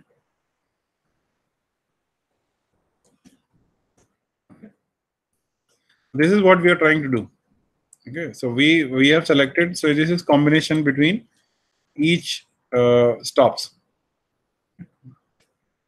So if you see starts from top, so it will take each point, okay, and connect it to other points. Okay, so you see 18 connected to all 27, 1 connected to all 27. This is a combination it is doing with all this particular function. Okay, so it is happening for all except the last one because it is already connected there. Okay, okay, that is one. Then what we are going to do is calculate all the trip distances using this great circle distance Earth. Okay, so you see these are all latitude longitude based. Okay, so this should work because this is all numerical. Okay, let me see if that throws any error. Okay, so even this function is a part of mapping toolbox because it is taking the latitude longitude surface of Earth and then calculating the distance. Okay, but this is what the steps are. Okay, so you will basically find all the combinations between each stops onto each other, calculate all their distances. Okay, now if you see, so with this definition of distance, okay, we'll have distance is positive, and x is basically a binary solution vector. This is the distance of tour that you try to minimize. Okay, so this distance we are trying to minimize. If we know the distance, we know all the possible combinations of cities we are going to visit, and if we take one of that selection and we say this is the distance, okay, and minimize that. Okay, okay, and then we can also put some equality constraints. Okay, how would they look like? So we can also say specify, let's say, how many trips maximum for each city. Okay, so the problem has two constraints, equality constraints here. The first enforces that there must be 27 trips total. The second enforces that each tip each stop must have 2 trips to it. Okay, so not below, not above. It should have 2 trips to it. Okay, so that it is covered also. That is also the constraints. Okay, now what we have to do is to specify second type of equality constraint. We are trying to do it here. Okay, so there needs to be 2 trips attached to each stop. Okay, so what we are trying to do is we are extending this earlier equality to add that. Okay, So these commands you can just use them. Once you get the scripts, you can use them and you can run it. This is a binary bounds. Okay, all decision variables are binary. Okay. Now set the this argument to the number of decision variables. So there is like only 0 and 1. Okay. So this will create all zeros in this variable. Zeros is a function, and all ones in this upper bound. Okay, like that. And then what you do is optimize using uh, interlinear programming. Like it's like mixed integer programming. Okay, so this is what we are going to use as a solver. Okay, and again you see the same functionality options you set here. Then start using this solver. Okay, and then once you get the solution, you can visualize that also. You can plot them. Which is that particular solution that you got. This program, once you get it, okay, you just give it a try, and this is how you solve it. You find all the combinations, calculate all the distance of those combination, and then find out which is that distance, which is the minimum one. Okay, so and you will start getting some results, but then some results will say that there are subtours, and then you have to add constraints to it, and then you will be able to get that. Okay. Right. Any other questions anybody have? Any other question? Thank you very much, sir. Sure. Any queries from any other center? Okay, so if no queries, then we can proceed ahead. Okay. So let's go further. Okay, this we have already seen. Okay. So let's look at another aspect of optimization, which is global optimization problems. Okay, what type of problems are these? Okay, so why does the fmin_con have hard time finding the function minimum? Okay, so if you see on this, so there are some functions that we have plotted here. Okay, and if you start at 0, so these are two functions, so they have multiple maxima and minima in this region. Okay, so if you start at 0, okay, and you'll find this as a minima. Okay, and if you start at 1, you'll find it here. Starting at 3, you'll find it here. Okay, minima. Okay, what is happening is, and you see the same another function here. Oh, sorry. Okay. So if you do that, okay, so let me just open that slightly. Okay, so you got the idea. So there are multiple minima here and multiple maxima, but within this range there is one global maximum, one global minimum. Okay, that is we are interested in. Okay, so if you look at a starting, so all these solvers, okay, like fmin_con, you have to give an initial guess somewhere. Okay, when you take a guess and it starts going along the gradient or path, okay, it might actually just find a local minima and stay there. It says, okay, I found it. Okay, because what it does, it's like a hill. It goes like ups and downs. Okay, and if I say find out where you are the lowest, if you find the first lowest, you'll say, okay, this is my lowest point. But it might be that if you go further, there is some other lower point. Okay? That is the difference between the local and the global minimum maximum. Okay. So let's say, why didn't this function find that maximum efficiency? That is also very important here. Okay. So if we run this fmin unc, okay, on this particular example, you see the start point, and then it goes and comes here. Okay, let me slightly zoom this, okay, so that you can see it. Okay, so inside here, there is the minima lies here. Okay, that's our minimum. Okay, now what has happened is when we ran the fmin_con, it went through this path. Okay, so as we saw from our previous examples, the solver follows a particular path based on where the values are, let's say, going down, decreasing, things like that. Okay, now it since it followed this path, it actually came across this point, which is minima for it, and it's not going. And if you see, along that minima, there is some maximum in front of it. Okay, so it has stopped there. Okay, and it is not able to reach this point because it's like there is a boundary and you can't see beyond it, but there is another minima on the other side. Okay, that is why it has stopped at this location. Okay, at this particular location.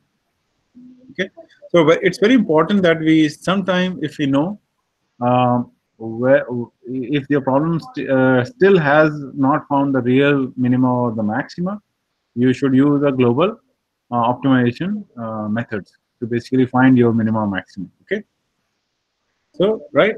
So for example, why didn't nonlinear regression find a good fit here? Okay, so here, so there are certain points again.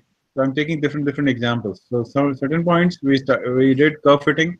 Okay, but here when we did nonlinear regression, we did not get a good fit because there are 2 points. Okay, which are not along with this. Okay, again in this case, same analogy, that it could not see it, and it's not fitting over there also. Okay? So what is the job of this, let's say, global optimization as a task? Okay, so what we want to do is find out the lowest or the largest value of a nonlinear function that has many local minima and maxima. Okay, that is what we want to do. Okay, so we want to do that, but what is the hurdle and challenge here? Okay, traditional solvers often return one of the local minima, not the global. Okay, this is what normally all these local solvers do. Okay, now how we can achieve this is by using a globally optimal solution. Okay, a solver that generates that global maximum minimum. That is also what we want to do here. Okay, so global optimization solvers that are covered, today what we'll be doing is something known as multi-start. Okay, how would you find that? Okay, you can start multiple locations. Okay, multi-start, global search, simulated annealing, pattern search, genetic algorithm. Okay, so these are the top 5. There are others also, but these are the most popular ones. Okay, and these are very useful because most of the time when you have a complex problem, if the path of the solver that it takes to find the minima uh, does not see that global minima, it might not be able to find that. Okay, and you might not get the best optimal solution. Okay? So these are 5 algorithms that we'll see one by one. Okay, so for example, if you see multi-start, okay, nonlinear regression, multi-start nonlinear regression. Okay, so what if you see? Let me zoom it slightly. Okay, so this is a curve fitting standard. What we saw earlier. Okay, it is you can run it by LSQ curve fit. Okay, so here what is happening is there is a starting value and there is a final value here, and then we are able to get a curve fit here. Okay, now if you see, we missed a few points here.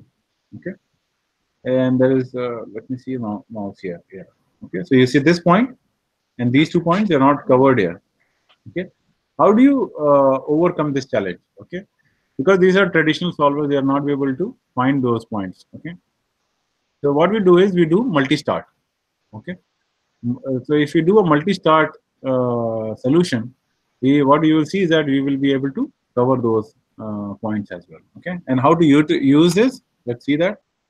Okay, so what is a multi-start? Okay, so we basically run a local solver from each set of start points. Okay, so you can select start points and we can run those local solvers itself from multiple locations. That is what we want to do. Okay, also there are options to filter starting points based on feasibility. Okay, so you can check whether this is feasible or not You can also filter the starting point, so you can reduce and make it faster. You can also do parallel computing on it. Okay, since you are solving the same problem through multiple start points. Okay, this is a perfect example for parallelizing your task. Okay, so you can give, so you have multi-core CPUs, you have clusters, HPC, high performance computing machines. Okay, so they have multiple processors inside that. Okay, so they have like probably 8 cores, 16 cores, 32. Or if you have a big cluster in your institute, you can also parallelize that to 1,000 times also. Okay. So what you can do is you can parallelize them also. Okay. So let's take one example here. Okay. So if you take this example, multi-start demo. Okay. So what here is, you will see that multiple peaks are there. Okay. There are multiple peaks, and this one here. Okay, and you'll see some locations here I've mentioned. Okay, so start, end, start, end, start, end. Okay, so what does it signify is that I'll show you this in MATLAB also. So if I start at a particular point, where will I end it, and what path I will follow? Okay, so that will you will be able to understand clearly how this concept actually can solve this problem. Okay, let's look at it.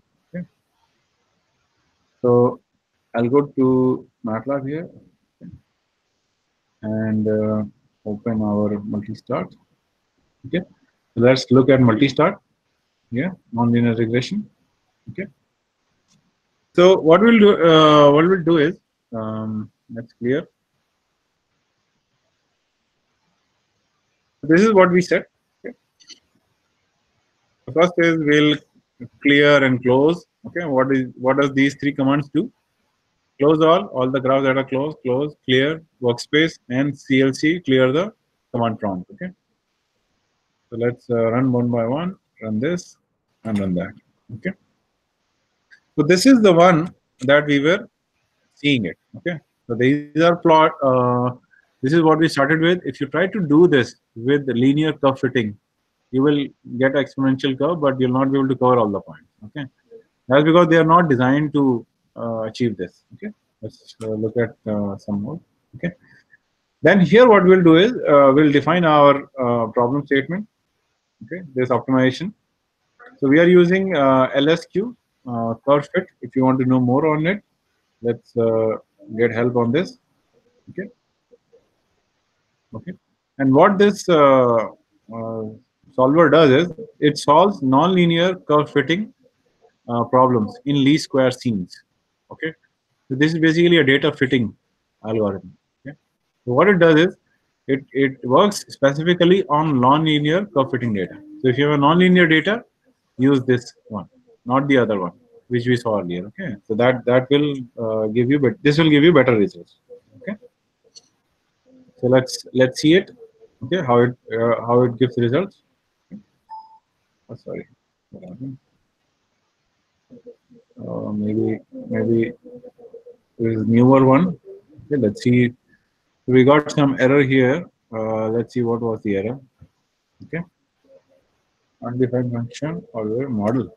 Where is that? Okay. Where I'm using. Let me give me a moment. Objective is here. Yeah. Okay. I did not run this function here. Okay, I just came directly here. I have to run this objective function. Okay, this function has to be written there. Okay, then it will run. Okay, so what will happen is, just a second. Yeah. So if you see function create optim problem, it is okay. Let's run it from again. It is only because we are not running all the functions. Okay, so let's go again. Run. Okay. Run. Okay. Oh, okay. So it could be. Let me see in my this MATLAB what toolboxes are there. Okay, it could be that that particular neural network is there. Is the logic? MATLAB. Yeah. We have to see. So it's create this particular variable. It's giving me a problem here. I have to create Optim problem. It's using some function which is not installed currently here. That is why it's not showing this function. Okay, it's a part of particular toolbox. Okay, but if once you get it, you can actually do it. So eventually, what will happen is we'll actually solve this using this function. Okay, we'll put this there and we say solve this problem, this one. Okay.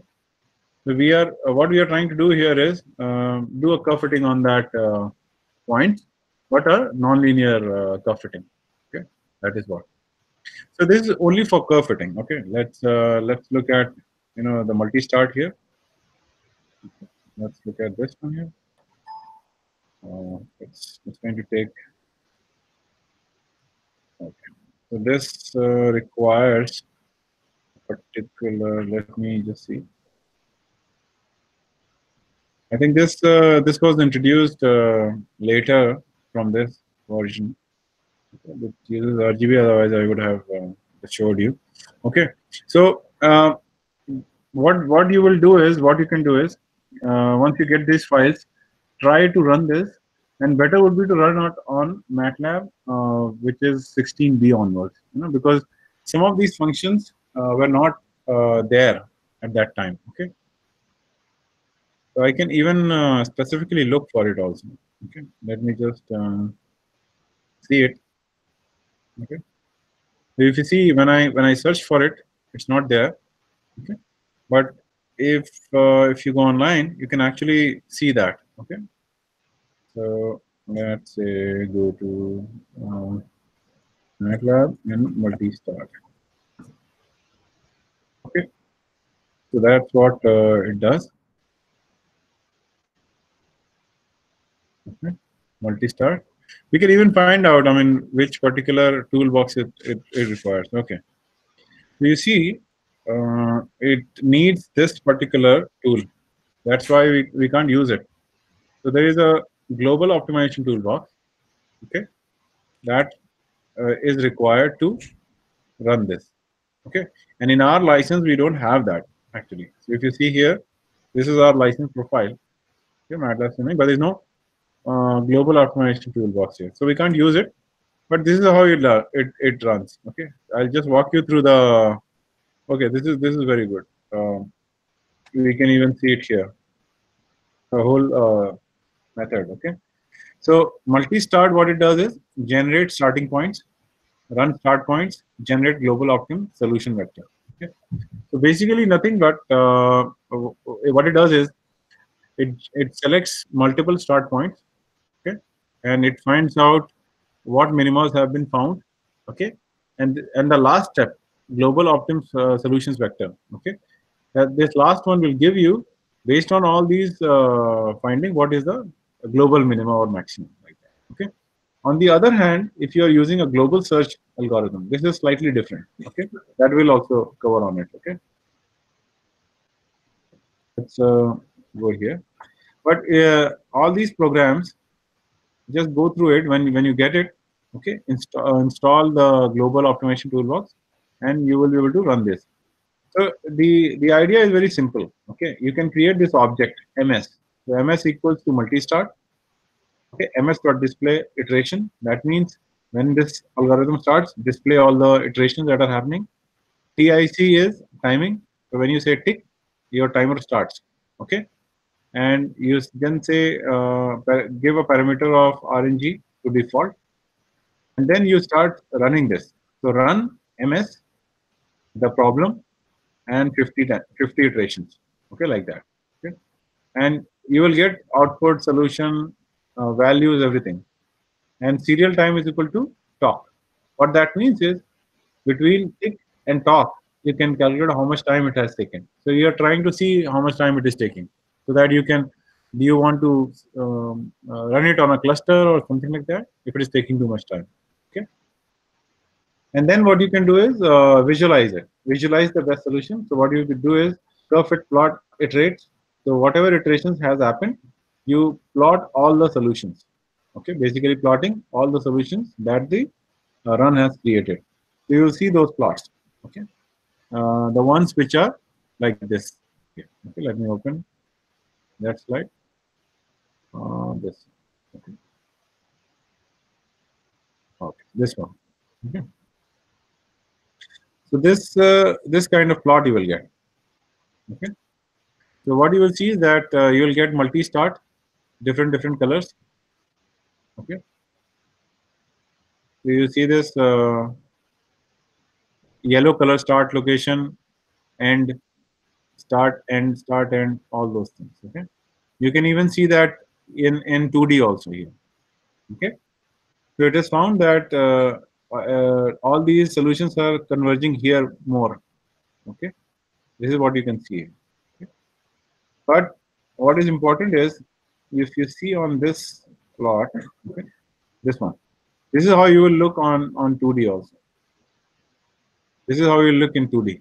So if you're looking at from 2D perspective, so these all red dots basically are nothing but start points.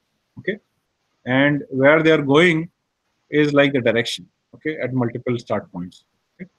And one of this could be the actual global minimum or maximum. That the algorithm will automatically tell you this is the maximum one, okay, or minimum. Yeah. Okay, fine. And what is the global search?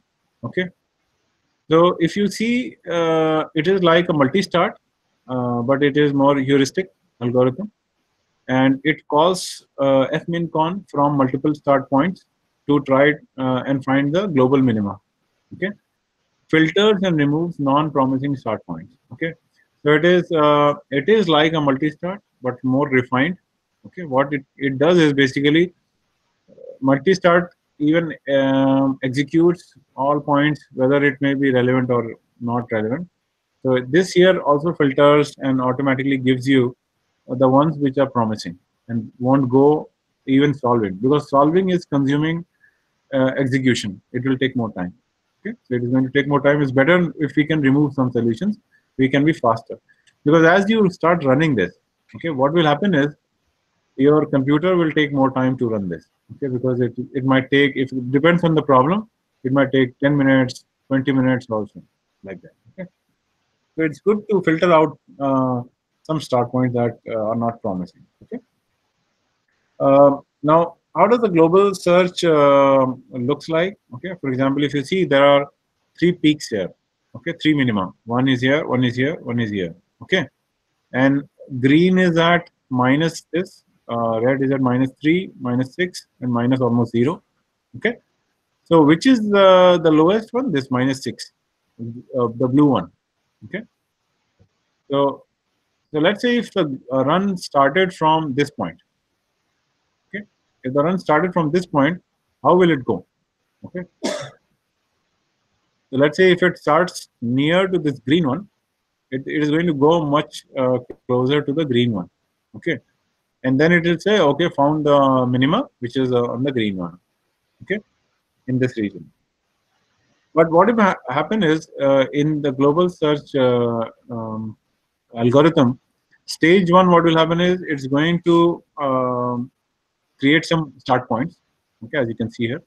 Okay, then it's going to select few which are not relevant, probably remove them or use them as the starting point. Okay, so here if we use this one, for example, okay, so it's going to go with the towards the red one. Okay, that is also something that is important. Okay, so you start at multiple locations, and then, because if you don't use multiple start points, you will probably get one of these. But if you start populating points, okay, and then selecting which minimas you're getting, you can start removing some points. Okay, now if you again populate some points, okay, you'll see some points you don't need to consider. What are those points? Are basically this point, this point, this point, because if you use them, they are just going to take time and give you red or green only, which is already you have found out. Okay, so what we do is take this one. Okay, remove that. Okay, take another one outside. Okay, so if you see what is the current penalty threshold value, that also we can calculate. So all this is based on the distance. Okay, distance between them. Okay. So what we do is accordingly the algorithm will move to a location which will be more feasible again. Okay, so it is moved to here. So let's see what will find. So it will find out this blue one. Okay. So current penalty threshold value has decreased to 2.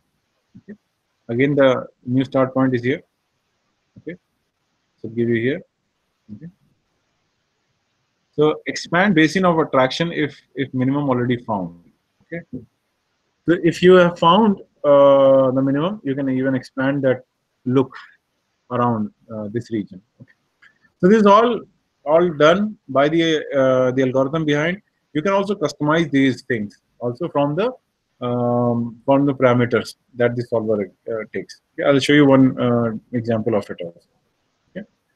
So here you see there is basins that can overlap. Okay. And what happens is when these basins overlap, you know that there is almost your search looked at all these places. Okay.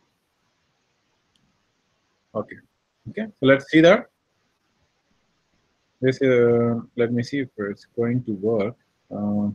It also might require global optimization. Okay.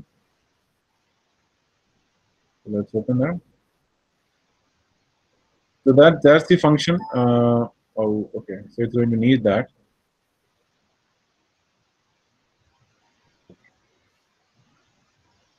So, so this is a GUI that we have created.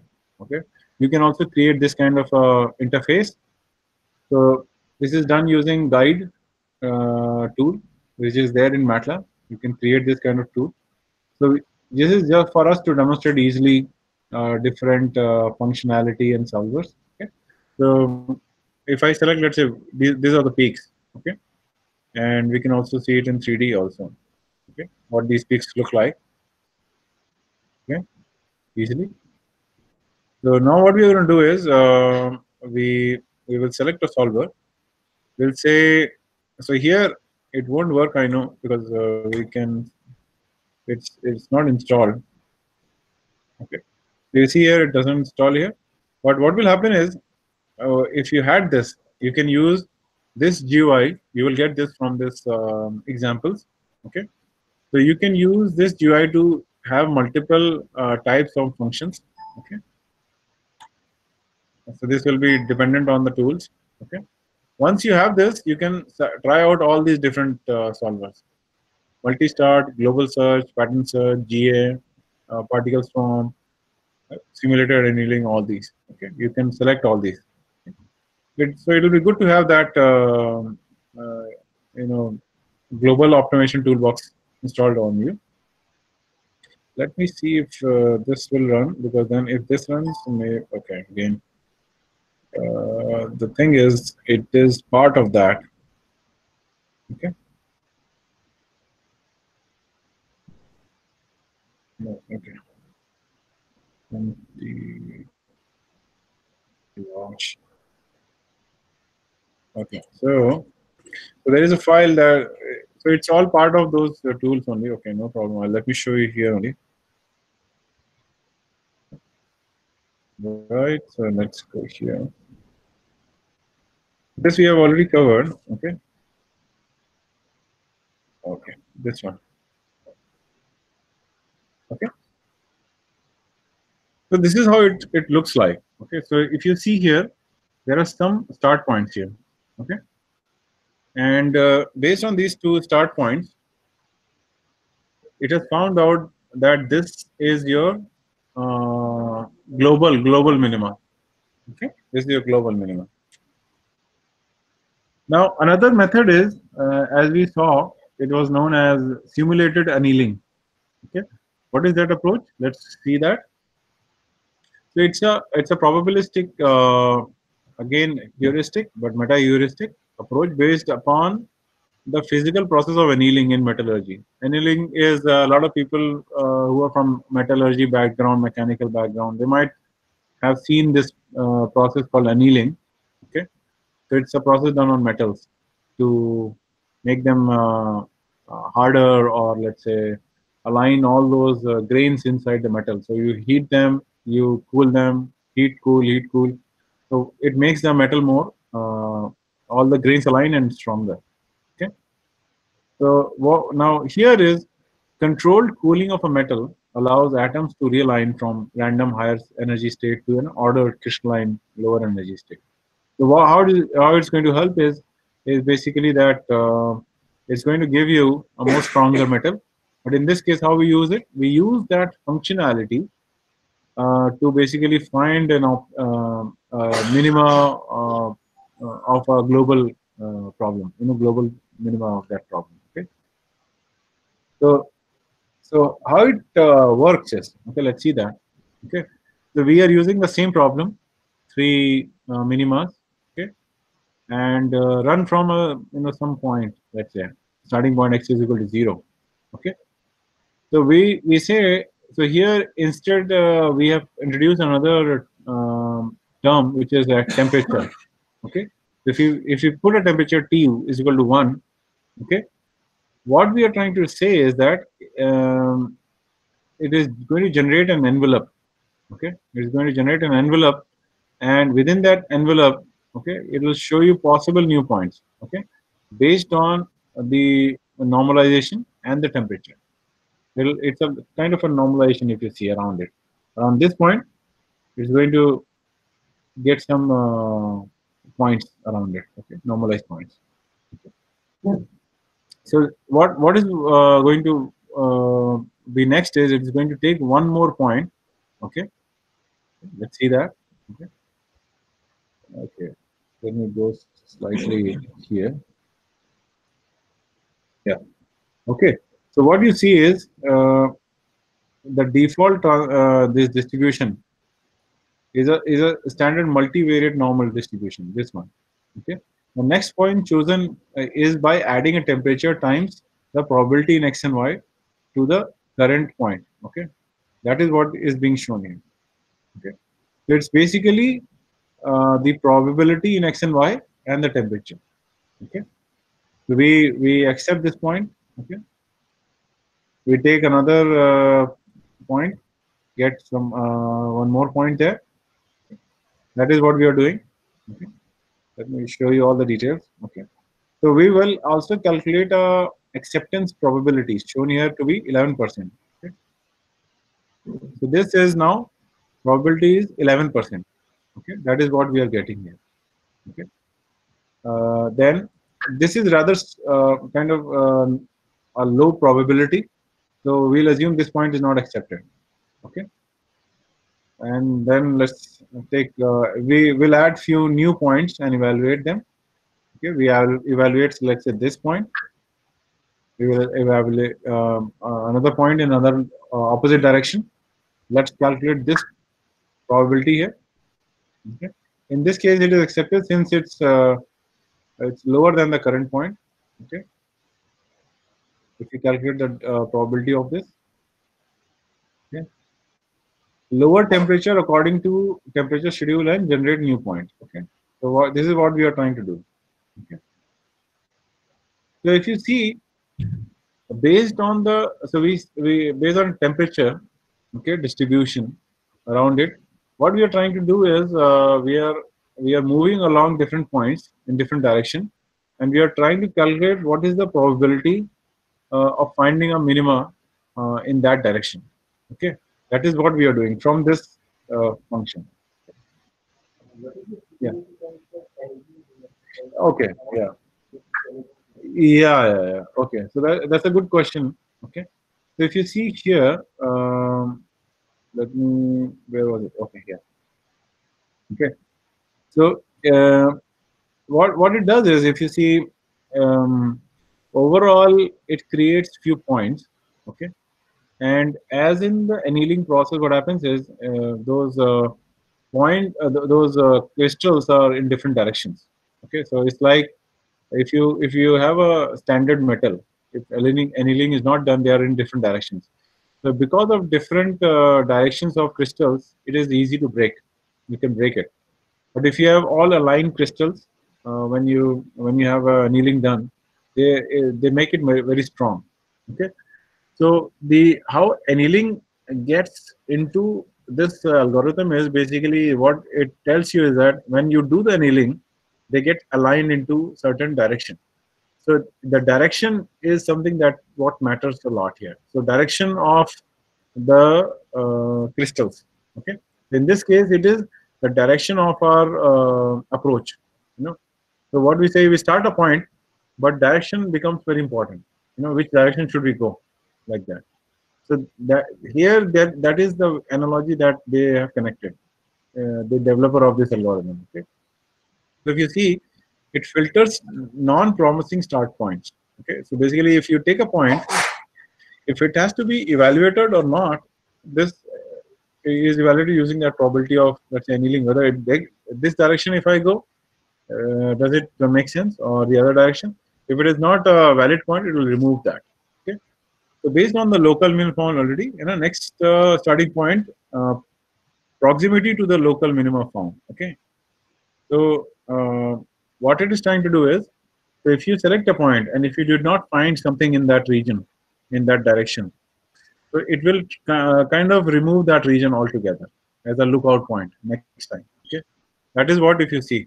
So next starting point, sample proximity to the local minimum found, like that. Okay, and that is what we are trying to do here. Okay, so this is what the default distribution looks like. We start point, and when we move across that particular direction, okay, we select a point, and what we will get is we will get a probability along that, because what is happening is, so the start temperature is 1, and as you go along the surface, temperature goes down to 0. Okay, like that. Okay. So that is what is happening here. Okay, so we start with this center point. Temperature is 1 at this point.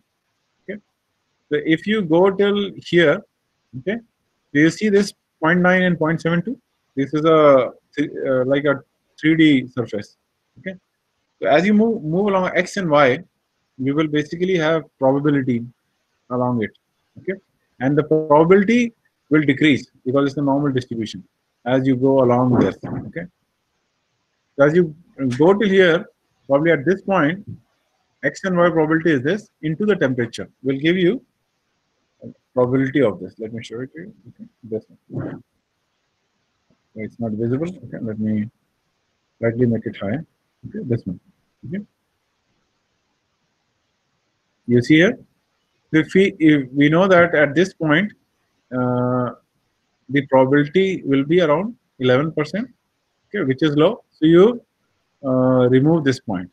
Okay, like that. Okay, so it's more on the direction and the temperature. Like if you put a temperature to a surface, it basically spreads across in a exponential form and drops down.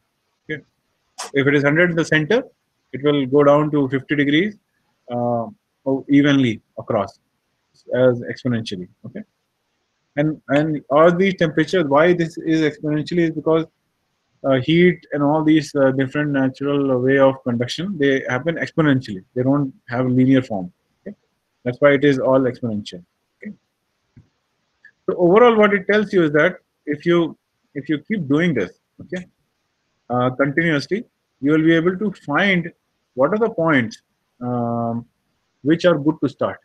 Okay, so everything around global optimization search is focused around multi-start and filtering points that you don't want to use them. You know, so here also, if you see multi-start or global search, they are all starting points, different starting points.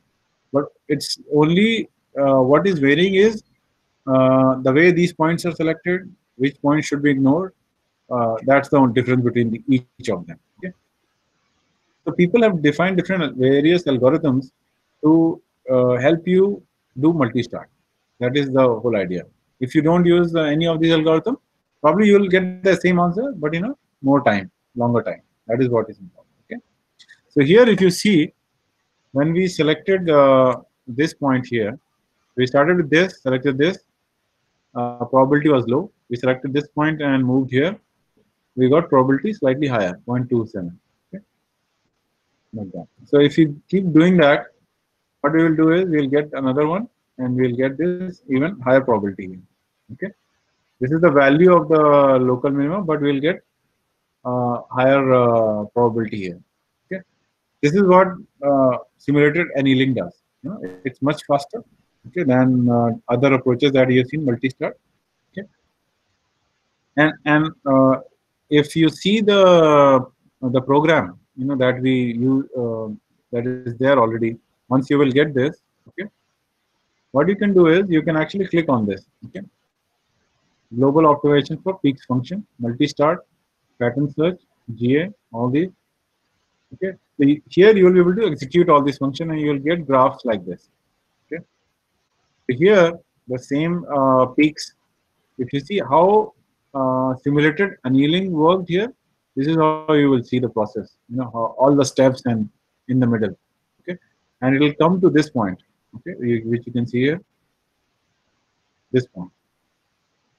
Okay, it took different approaches, and it came very close to this point. And you see some points here.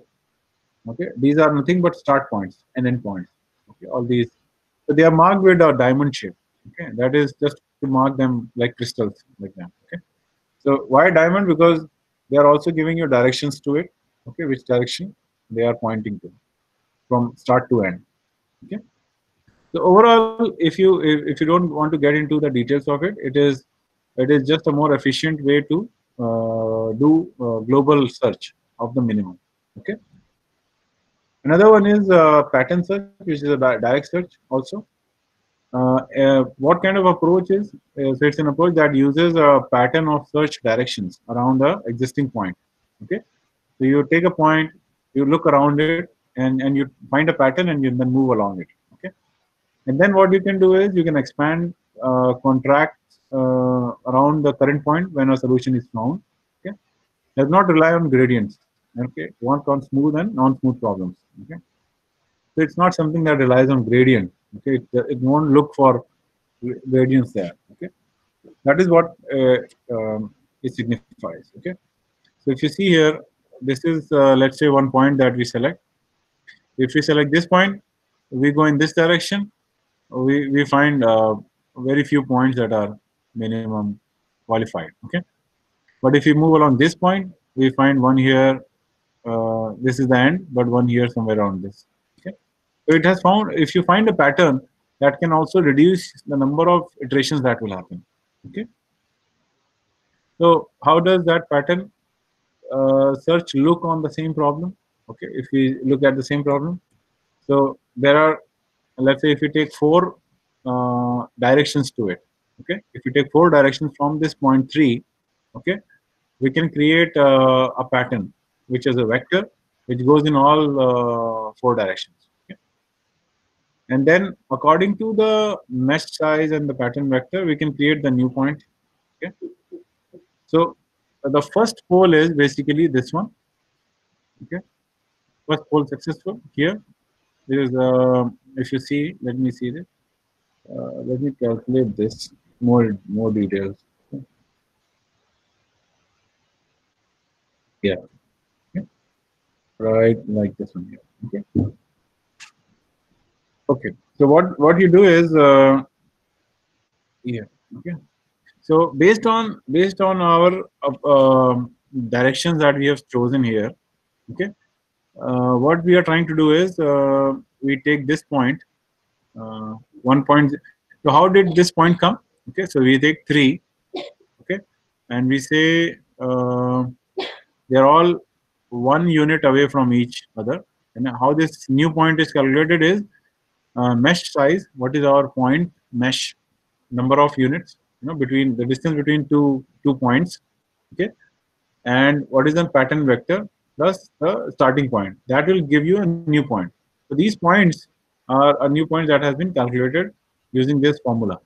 Okay, and it will give you. So these are all internal workings. You won't have to get into the details of it, but just to showcase you what it does. Okay. So first pole is at 2.8. Okay, but you see 0.04, which is very less. Okay, so it's a complete pole, not default. Okay, So it has taken starting from here, but if you see this value is very less compared to all 4 values. So you start from this 4 branches, you find out which is the lowest one. Okay, so that direction, you know that there is something happening.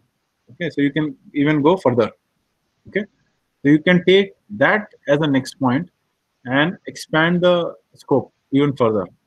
Okay, now what you will find is that this is even lesser. So you know a complete pole is here. Okay. And if you start again on the first one and again expand the scope, you'll see that there are 3 points here, 0.4, these two. So you'll see that again it is increasing. Okay, so it does not make sense again. So it will stop the algorithm. Okay.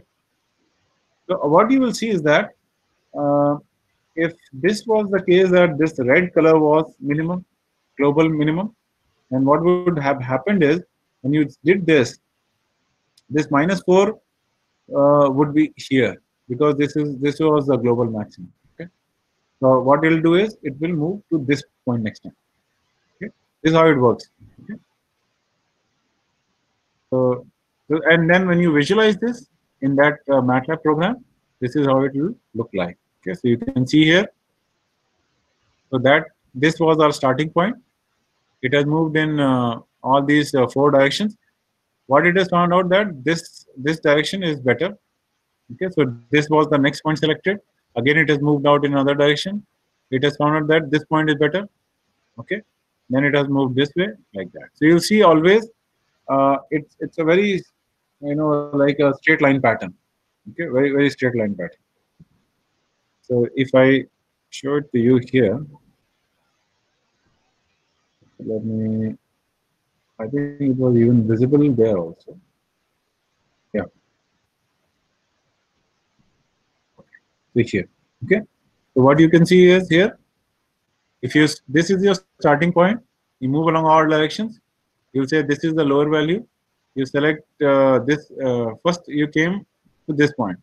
Okay, from here because this is higher. This is lower. You select this point. You move across this and this. You select this point is lower. Then move across this. This. So it starts getting narrower and narrower and narrower, and until you won't find any change. That will give you the global minimum of this. Okay. Right. So we okay. Okay. Now, if you want to apply this also to let's say some application, if you see pattern search, let's say if you know the terrain data of a mountain or a location, you can even find out like what is the shortest path, easiest path, okay, highest point, lowest point, all that. Okay, that is what. So this example is also here along with this. So you can find this example here. So once you get these slides, you open this pattern search Mount Washington. Okay, this example you can do it. Right. Okay. Okay. So you can try it. Now this is the particle swarm. Okay. Now a collection of particles, which is moving to a region is like a swarm. Like its name has come from like birds flying together, like that. So particles have a velocity and are affected by the other particles in the swarm. Okay, does not rely on gradients again, works on smooth, non-smooth problems. Okay, so here it's like initialize particle locations and velocities, evaluate all locations. Okay, update velocities for each particle. Okay, best particle for this location, previous velocity, best location for neighbor particles. Okay, like that. So new velocity will be calculated based on the terrain, which is your minima locally at each particle. Okay, and as you see the movement along based on the values, you will generate new velocities based on the terrain. So you will see that it starts getting closer to the global minima here. Okay, that is what will happen. So it's like 10 particles as they move along this, but are not on a plane because they are on a local minimas or everywhere. So their velocities will change over the distance along with them, which is closer to the global minima, the velocity gradient will be higher. So what will happen is all the particles will start getting closer to that particle because of the change is more in that direction. Okay, so that is what the particle swarm does to your search. Okay, so again, these are different algorithm. They are doing the same thing. Okay, based on speed, based on the type of problem, you can use it. Okay, and this is the last one, which is genetic algorithm, which uses concepts from evolutionary biology. Okay, so it starts with an initial generation of candidate solution that are tested against the objective function.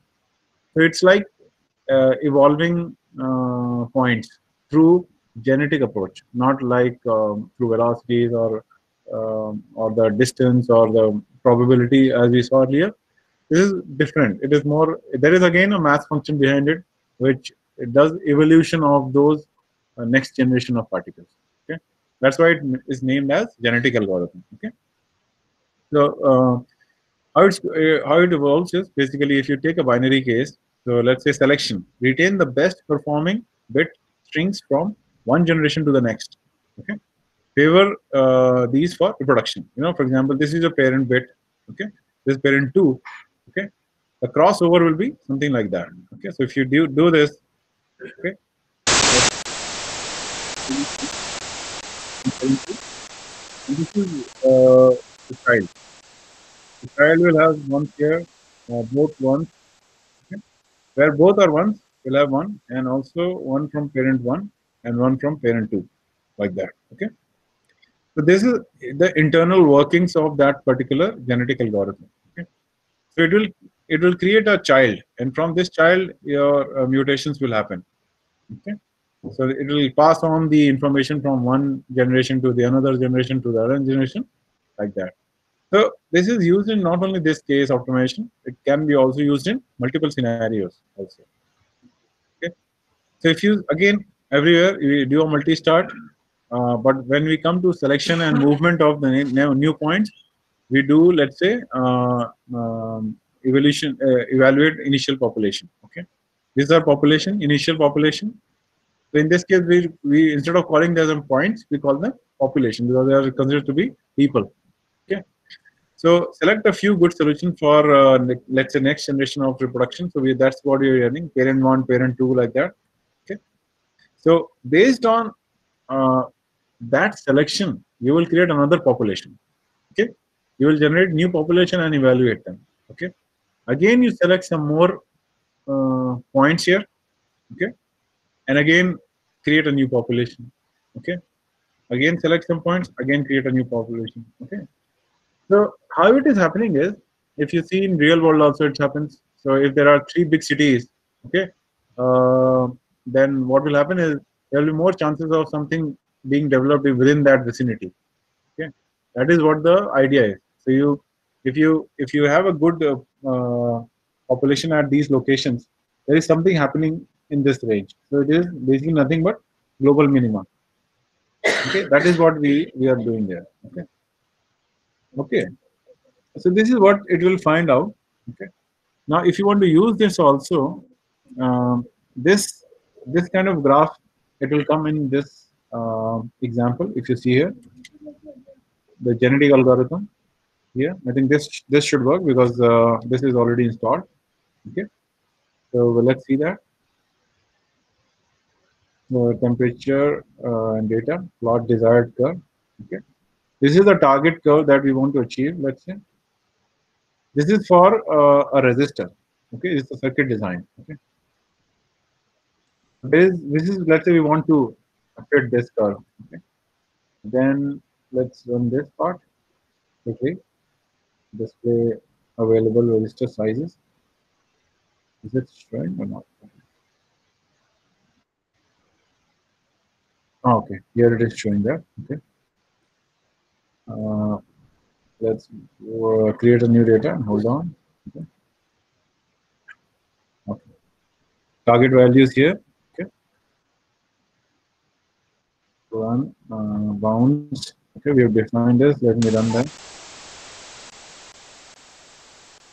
It again uses the one function which is not there. Okay, GA. Okay.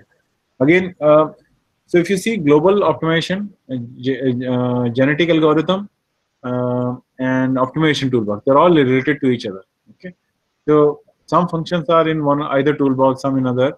It's good to have all these toolboxes along with that, so that you don't miss out on any function. Again, we have one of the tools missing here, so no problem. You can run it again here. But eventually, what will happen is you will be able to run this same example, what we are showing in the slides. Okay? You can run this example, and you can walk one step at a time. And if you want to reuse it for your function, change the objective function, put your objective function, and start using it. Okay? Uh, this one. So okay, so this is about putting an integer constraints inside genetic algorithm. So for example, what we can do is only certain size of components are available and can only purchase whole shares of stock. So what it means is that you say you're optimizing some circuit or some mechanical design or something, and you have certain types of sizes available in market. For example, if you say 1 mm, 2 mm, 3 mm, if your algorithm gives 1.2, what should you do? Okay, 1.5. So you can also put again here same concept of integers constraints. So it will give you answer in integer form. Okay. For example, it is a register. It says what value of register should I use, to do that. So there are standard register sizes. Okay, like that. So you can use it, or you can purchase whole shares of stock. Okay, so 10,000 quantity, 20,000 quantity, like that. You can also feed that information. Okay, this is what I was talking about. So you can apply it to even a circuit. Okay, genetic algorithm. Once you know the optimization routines and algorithms, how do you apply it? Okay, so you will see these kind of problems very common in your daily life. For example, this one is from electrical area. So there is a thermistor circuit here. Okay, these are thermistors. So they change resistance over temperature. Okay, so 6 components to size. Okay, and they are in this form. Okay, they're not like 300, 310, 102, like that. They're in some forms. Okay, these resistance varies nonlinear with temperature. Okay, and this is what we were trying to do. There is an objective temperature and voltage curve. Okay, this is what we want to achieve. Okay, so this example is already there in the GA example, what we said. Okay. So this is what solvers we have: global optimization toolbox solvers, global search, multi-start, well suited for smooth objective functions, returns location of local and global minima. Okay, GA simulated annealing. Okay, many functions evaluations to the samples search space. Work on both smooth and non-smooth problems. Pattern search, fewer functions evaluation. Do not rely on gradient calculation. Works on smooth and non-smooth. Okay, so you have multiple types of global optimization solvers you can use based on your particular needs. Okay. Again, what you can do is these are all multiple start problems running the same objective function. So you will end up taking more time in solving these. So you can also speed them up using parallel computing. Okay, so you can use this command here. Okay, so this is called as par for command. Okay, so if you use this, you can actually speed up your speed of optimization. Okay, so if your computer has got 4 cores, 8 cores, 2 cores, it will speed up that many times. Okay, that is how the analogy is. So you can on your laptop also you can do that, or over a big cluster also you can speed up. Okay, that is what we are showing.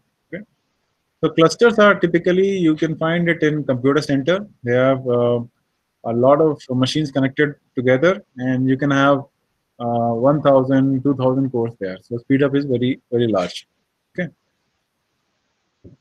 So also, so a lot of things can be covered even further.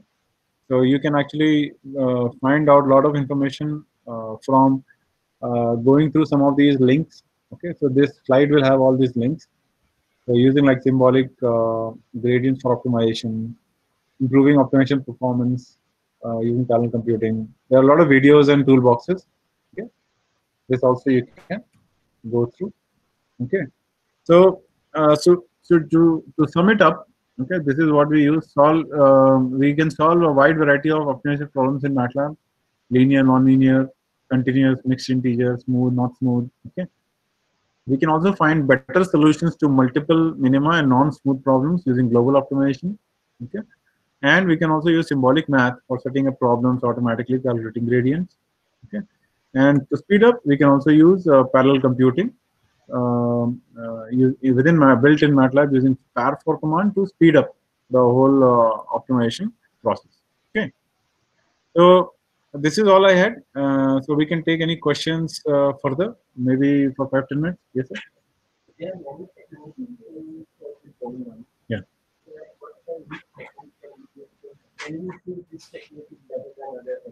Right. Yeah. Yeah. Sure. Sure. Sure. Sure. Sure. Sure. I'm using PS2 and 2. Yeah. Yeah. Same problem. Right. Right. I may not end up getting the same results. Same results. Yeah. Yeah. Yeah. So Absolutely. how to interpret the results? Right. Right. Right. So the question is basically, let's say if we use different solvers, um, and what solver are better for what type of problems, right? And how to, let's say, interpret the results also. So there is a very good document here. Let me show it to you. And also, if you use a solver, let's say a MATLAB 2016b onwards, so it can also, based on the problem, it can automatically choose a right solver for you also. Okay, but if you do want to know, what you can do is, let me show it to you. There is a lot of new documents. So I'm opening on the web because this MATLAB is 15b. So the new versions documentation is on the web itself, so you can directly. Now, if you have the newer version, you can just have it offline also. Okay. So let's say you can just type in MATLAB optimization solver selection. So there is a very good document. Okay. So one is this one here is a solver, even decision table and all the things here. Okay. So now here, so if you see here, there is one topic here. Okay. Optimization decision table. Okay. So how do you make a choice of the solvers? Okay. So if you see, it is based on objective type. Okay. If your what type of your function is, it is linear, non-linear, quadratic, least squares, smooth, non-smooth. Okay. And also constraints type, which is it none, bound, linear, general, smooth, discrete, with bound. It's like a matrix. Okay. So if it is linear, bound, these solvers are better. Okay. If it is quadratic and none, so you can use this one. If it is let's say non-smooth and discrete, let's say, okay, so then you can use either any of that. Okay, it's a generalized problem like that. Okay, so this you can actually use it as a like method to define what solvers you should use. Okay. Okay, and okay, so let me see. There are some more details. There are more details in all the solvers in problems handled by here also. Okay, even more details can be found out. Okay, so these are all minimization problem. Okay, if you see scalar minimization, linear programming, mixed integer, quadratic programming. Okay, and what kind of solvers are there? Okay, here on this side. So you can make a choice based on what type of problem you are working on. Okay, and generally all these solvers, they give you a cost also. So based on the cost of the optimization, you can actually make a choice between which is better between these two or multiple ones. The cost gives you the number which you can evaluate between the two functions of the solver. Okay. Yeah. So any other question? Anybody on the line, if they have any questions uh, around the same thing? May ask one question? I have a doubt. Yeah, yeah, Yes. Is it audible? yeah, yeah. Yeah, actually, you have discussed many a lot kind of optimization techniques. I just want to know that whether these techniques, if I call that the F min con and then F sol, these two the optimization techniques will give the same result. Let's say, for example, I have a nonlinear problem with let's say 7 number of variables and 7 number of nonlinear equations, and want to find the solution of all these variables. Can I use any of the optimization tool, either fsol or fmincon or linprog and all? Right, right. So if you see, what the question I could understand is that if you start with a problem, okay, and you want to know whether you can use different any kind of solvers that is there, or you have to choose a specific one, right? Is it? Yeah, yes, yeah, Okay, it is. okay, okay. So that's a good question. Let's say if somebody is new to let's say all this terminology, and you want to know whether you should use only a particular let's say the solver, or you could use any solver. Okay, so if you see, generally, if your problem lies into a specific area, let's say if it is linear, okay, so it does not make sense to use something which is non-linear solving for non-linear systems, because what will happen is two things: it might give you a wrong result, and also it might take more time to solve it. Okay, so but then there is also a lot of overlap between type based on the type of problem, because some problems which are uh, a mixed type problem, where certain degree it is linear, certain degree it is non-linear. So what will happen is you can then use multiple solvers, and that is what you saw here. Okay, so this page you can actually look for it. So as you can see here on this page, when the problem is, let's say, of least squares, okay, this objective type, and if you don't have any constraint, or even if you have linear or bound constraints, you can choose multiple set of problems solvers from here. Okay, so yeah, but in some cases it is necessary that you use a specific solver. Okay, like here fmin search.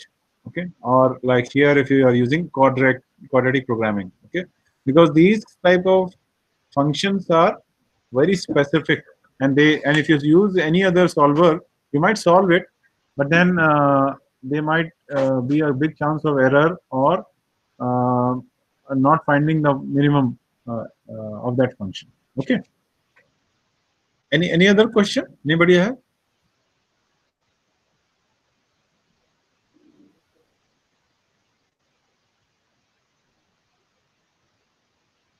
Also, you will I think get these slides, and you can get these Email them. all the demos. I think you will get by email. So do take out some time and try these examples. Okay, so how you will have to do it is you will get this file folder. Okay, so you will get this here.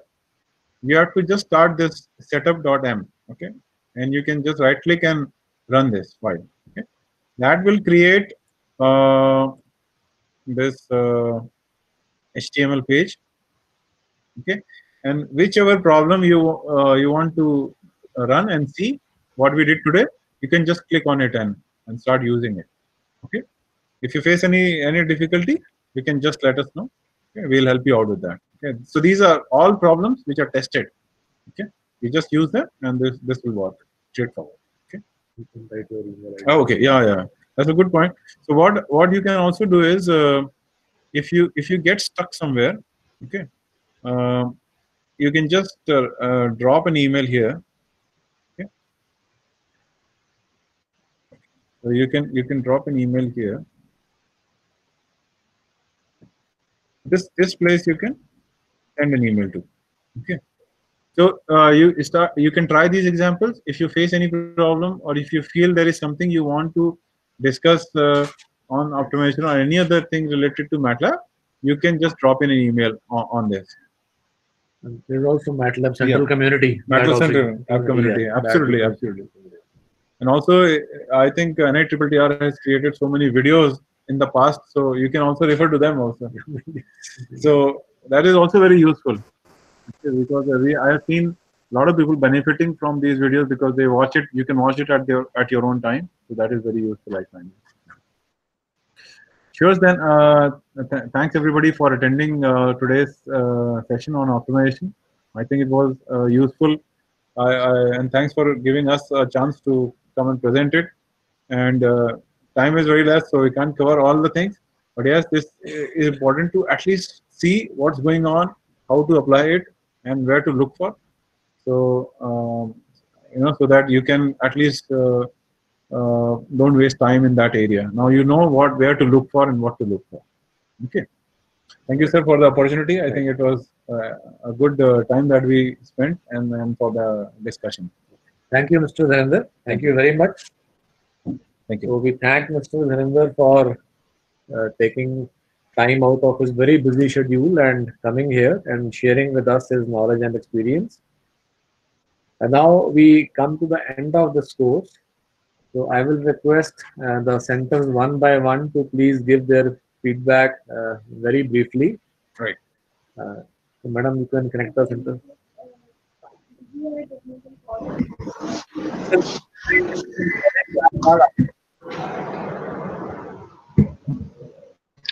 Hello. Right. Yes. Hi, sir. Hello.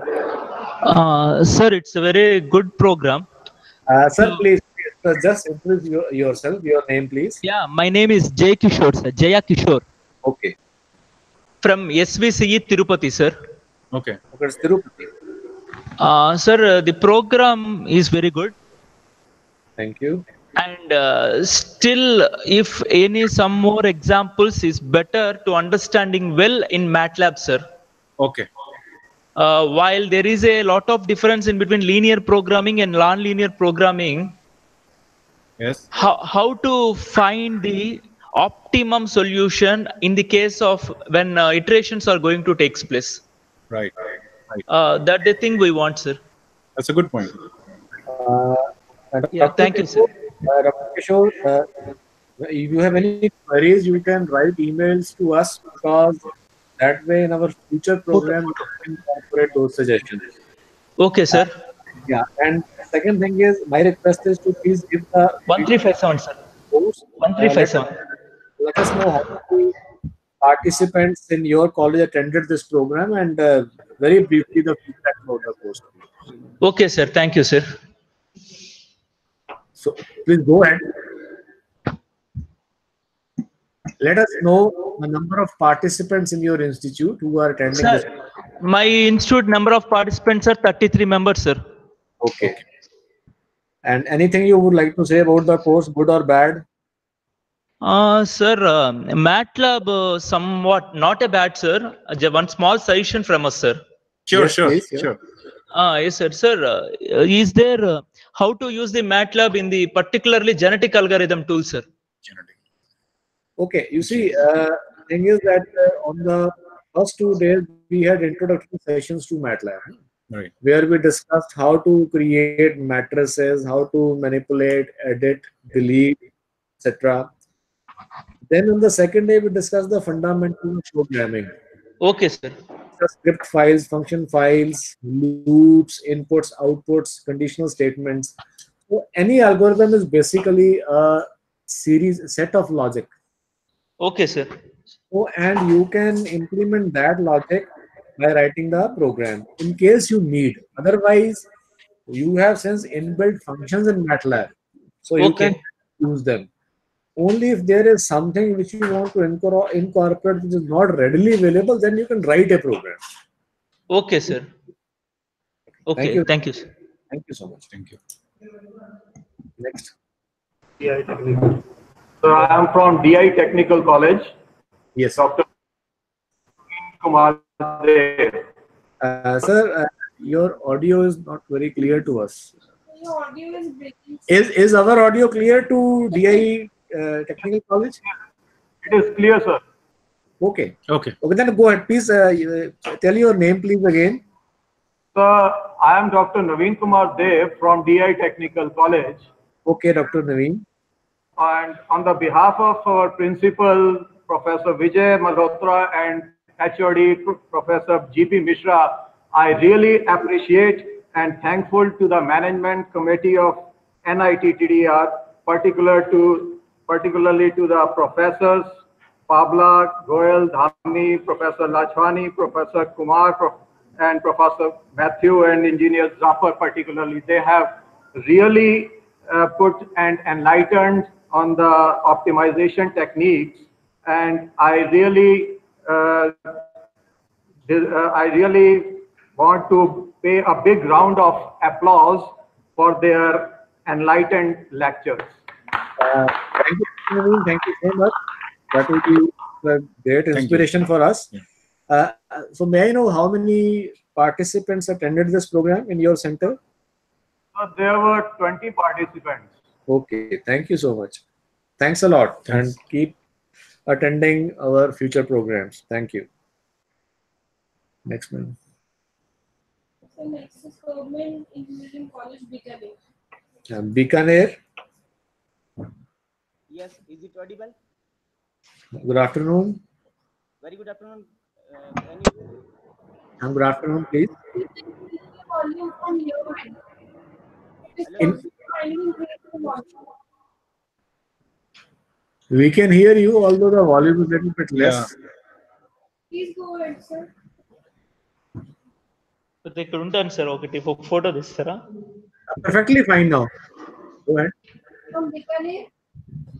Yes, is it audible, sir?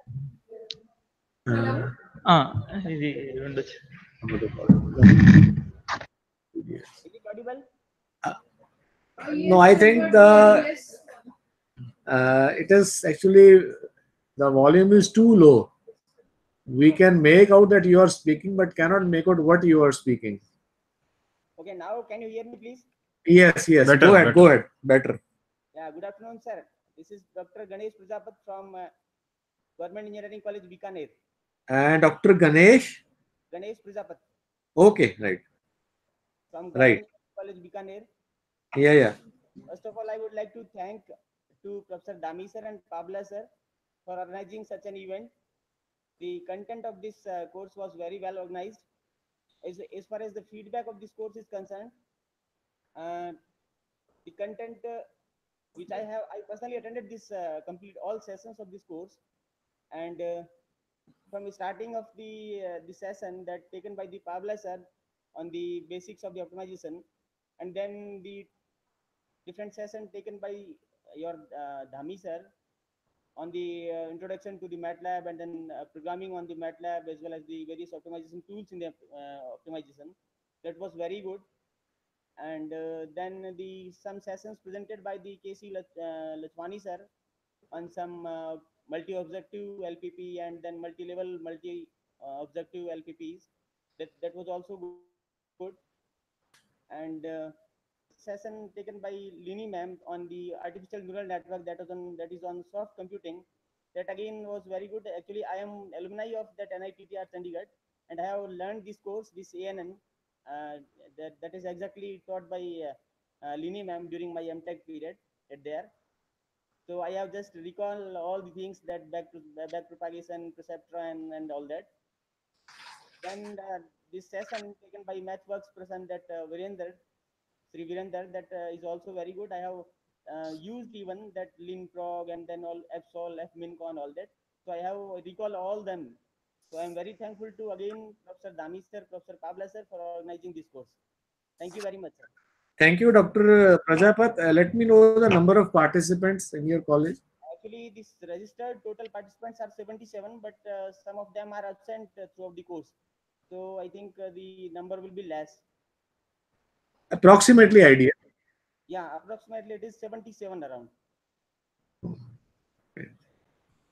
Okay, thank you. Next one.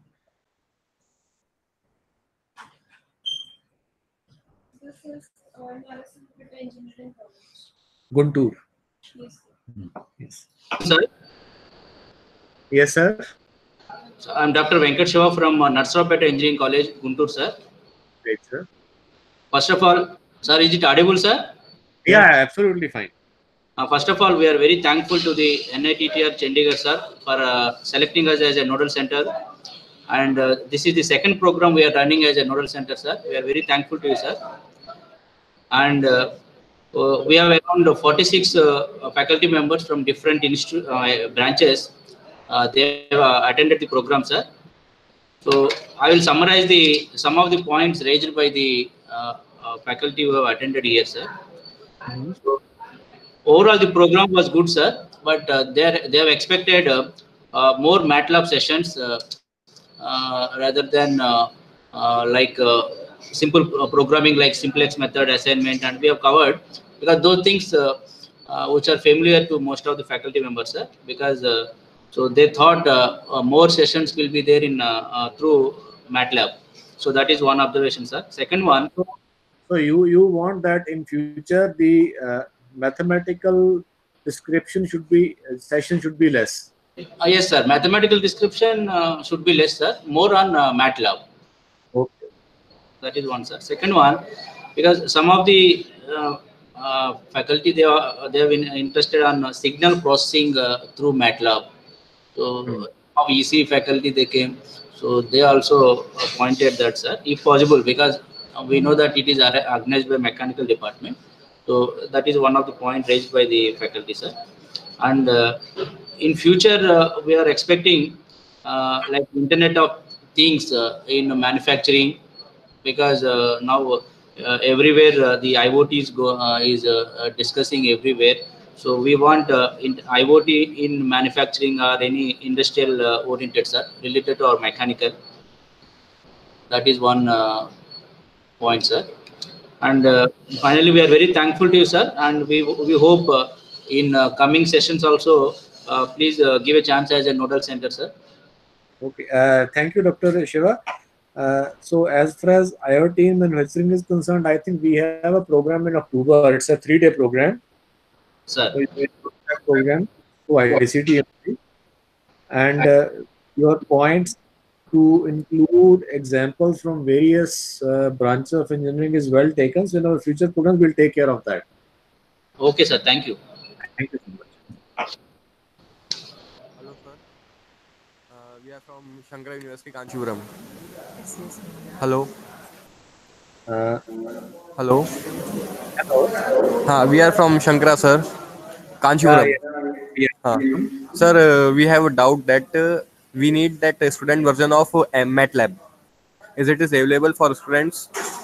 Yeah. Okay, so, if you want to access MATLAB, you might have noted down my email ID.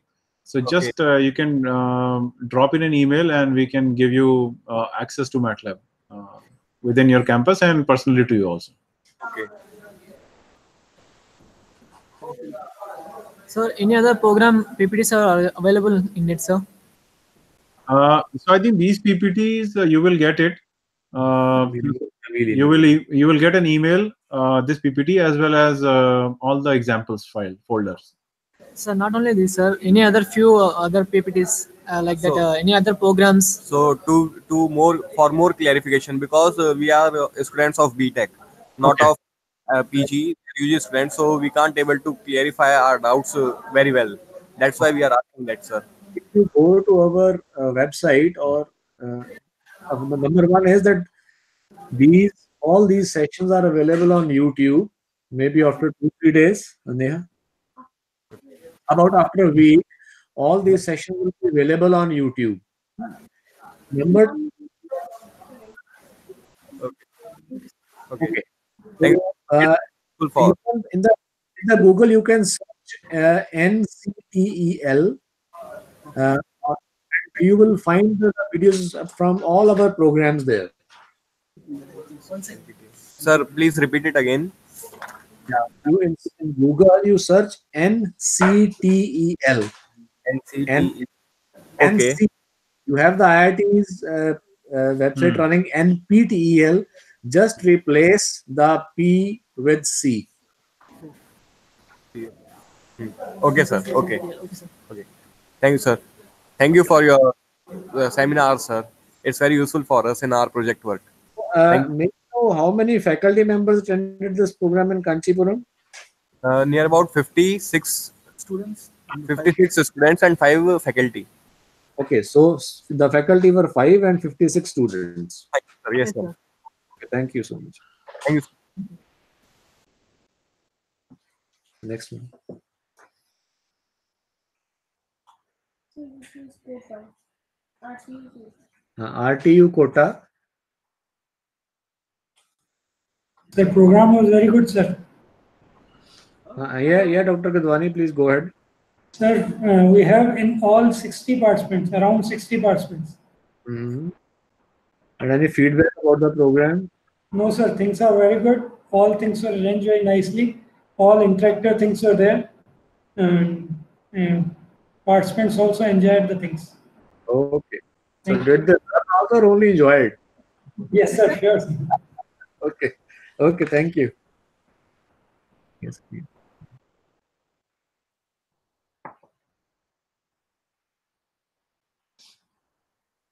This is Rajkir Engineering College. Yeah, Rajki Engineering College, Sonbhadra.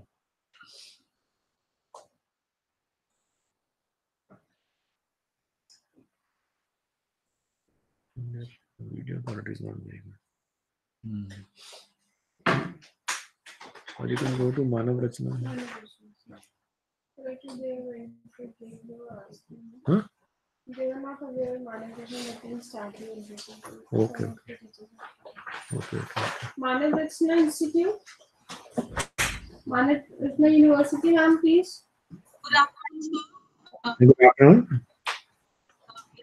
So we had total of around 35 to 36 participants from all of the branches, engineering and applied sciences. Madam, can you tell me your name, please?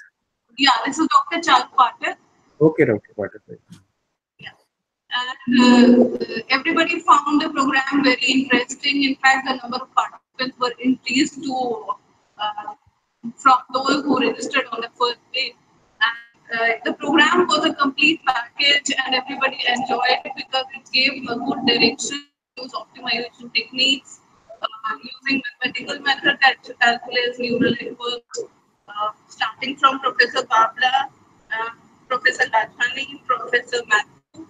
The lectures were very, very informative, and they gave direction how to use them in our research work. And especially thanks to Professor Dhami, who showed a lot of patience to teach MATLAB from the scratch, step by step. Thank you so much, sir. That was a wonderful session. Okay, thank you, madam. So was the video and audio clear? So we have a small suggestion also. Yeah. Yeah, the last session actually we were expecting. Actually, madam, your audio is not very clear to us. Okay. So is it audible now? Is it audible now?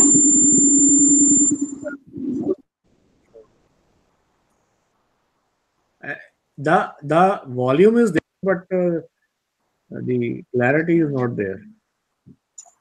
Anyway, go ahead, please try again. Okay, sir.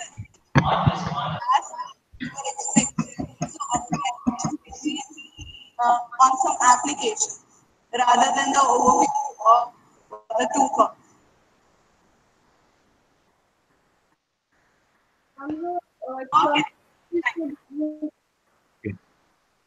Okay. Anyway, I think I got that. What you said was that you want more examples during the course next time. Okay? Hello, sir. Hi, sir.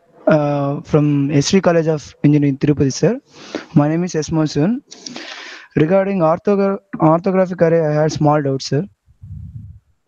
You are from SD College of Engineering, Tirupati? SD College. Yes, sir, Tirupati. Dr. J. Kishore discussed with us, right? The different points. From the same college?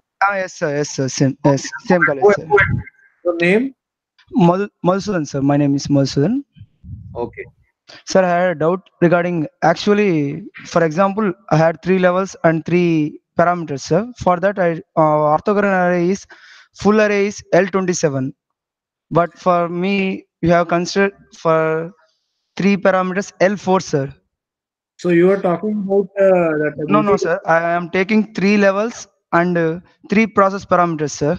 For that, full array is L27, Mhm. but I am taking L4, sir. Is there any chances to that the optimum condition is out of the L4, sir? Well, I think, did you ask this question, Dr. Sanjeev Kumar, yesterday? Yes, sir. So did he give you the answer? Sir, actually, you have told that for 2 to 3 parameters L4, 4 to 7 parameters L8, and 8 to 10 parameters L12 orthogonal array. You have mentioned a table, sir. You're talking about yesterday's lecture, right? Yes, sir. Yes, sir. I think then what you can do is you can send an email to us. We will request Dr. Sanjeev Kumar to get back to you. Okay, okay. Thanks, sir. Thanks. So, Rajki Rajki Engineering College. So your mic is not somebody is on speaking right now. So do we have Dr. S.K. Pandey from Rajki Engineering College, Sonbhadra?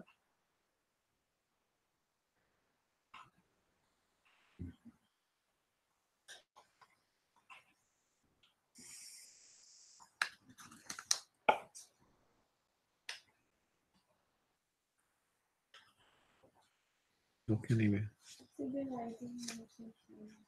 Okay, great. So though we are getting the video from Rajki Engineering College, we are not getting any audio. So in case there is any query, any suggestions, any feedback, So you can message right now. you can send us the email. Or on email. Yeah. So with that, we come to the end of this program. Yeah, before that, we have say feedback from our participants in our studio. So if anybody wants to say something, most welcome. We have 7 participants in the studio also. So if there is any other question or any other suggestion or feedback, you can give it to us. If anybody wants to say something, okay, fine. So at the end, I thank all the nodal centers, the concerned persons, the directors, principals, and the management of the colleges for joining us and attending this program. So I hope in the future also they will keep on connecting with us for the program, because the main aim of conducting the program through ICT is to enable more and more people to acquire knowledge. And I hope that the feedback we are getting, that to some extent we are also successful in that. I am also thankful to the participants who came here in our studio to attend this program.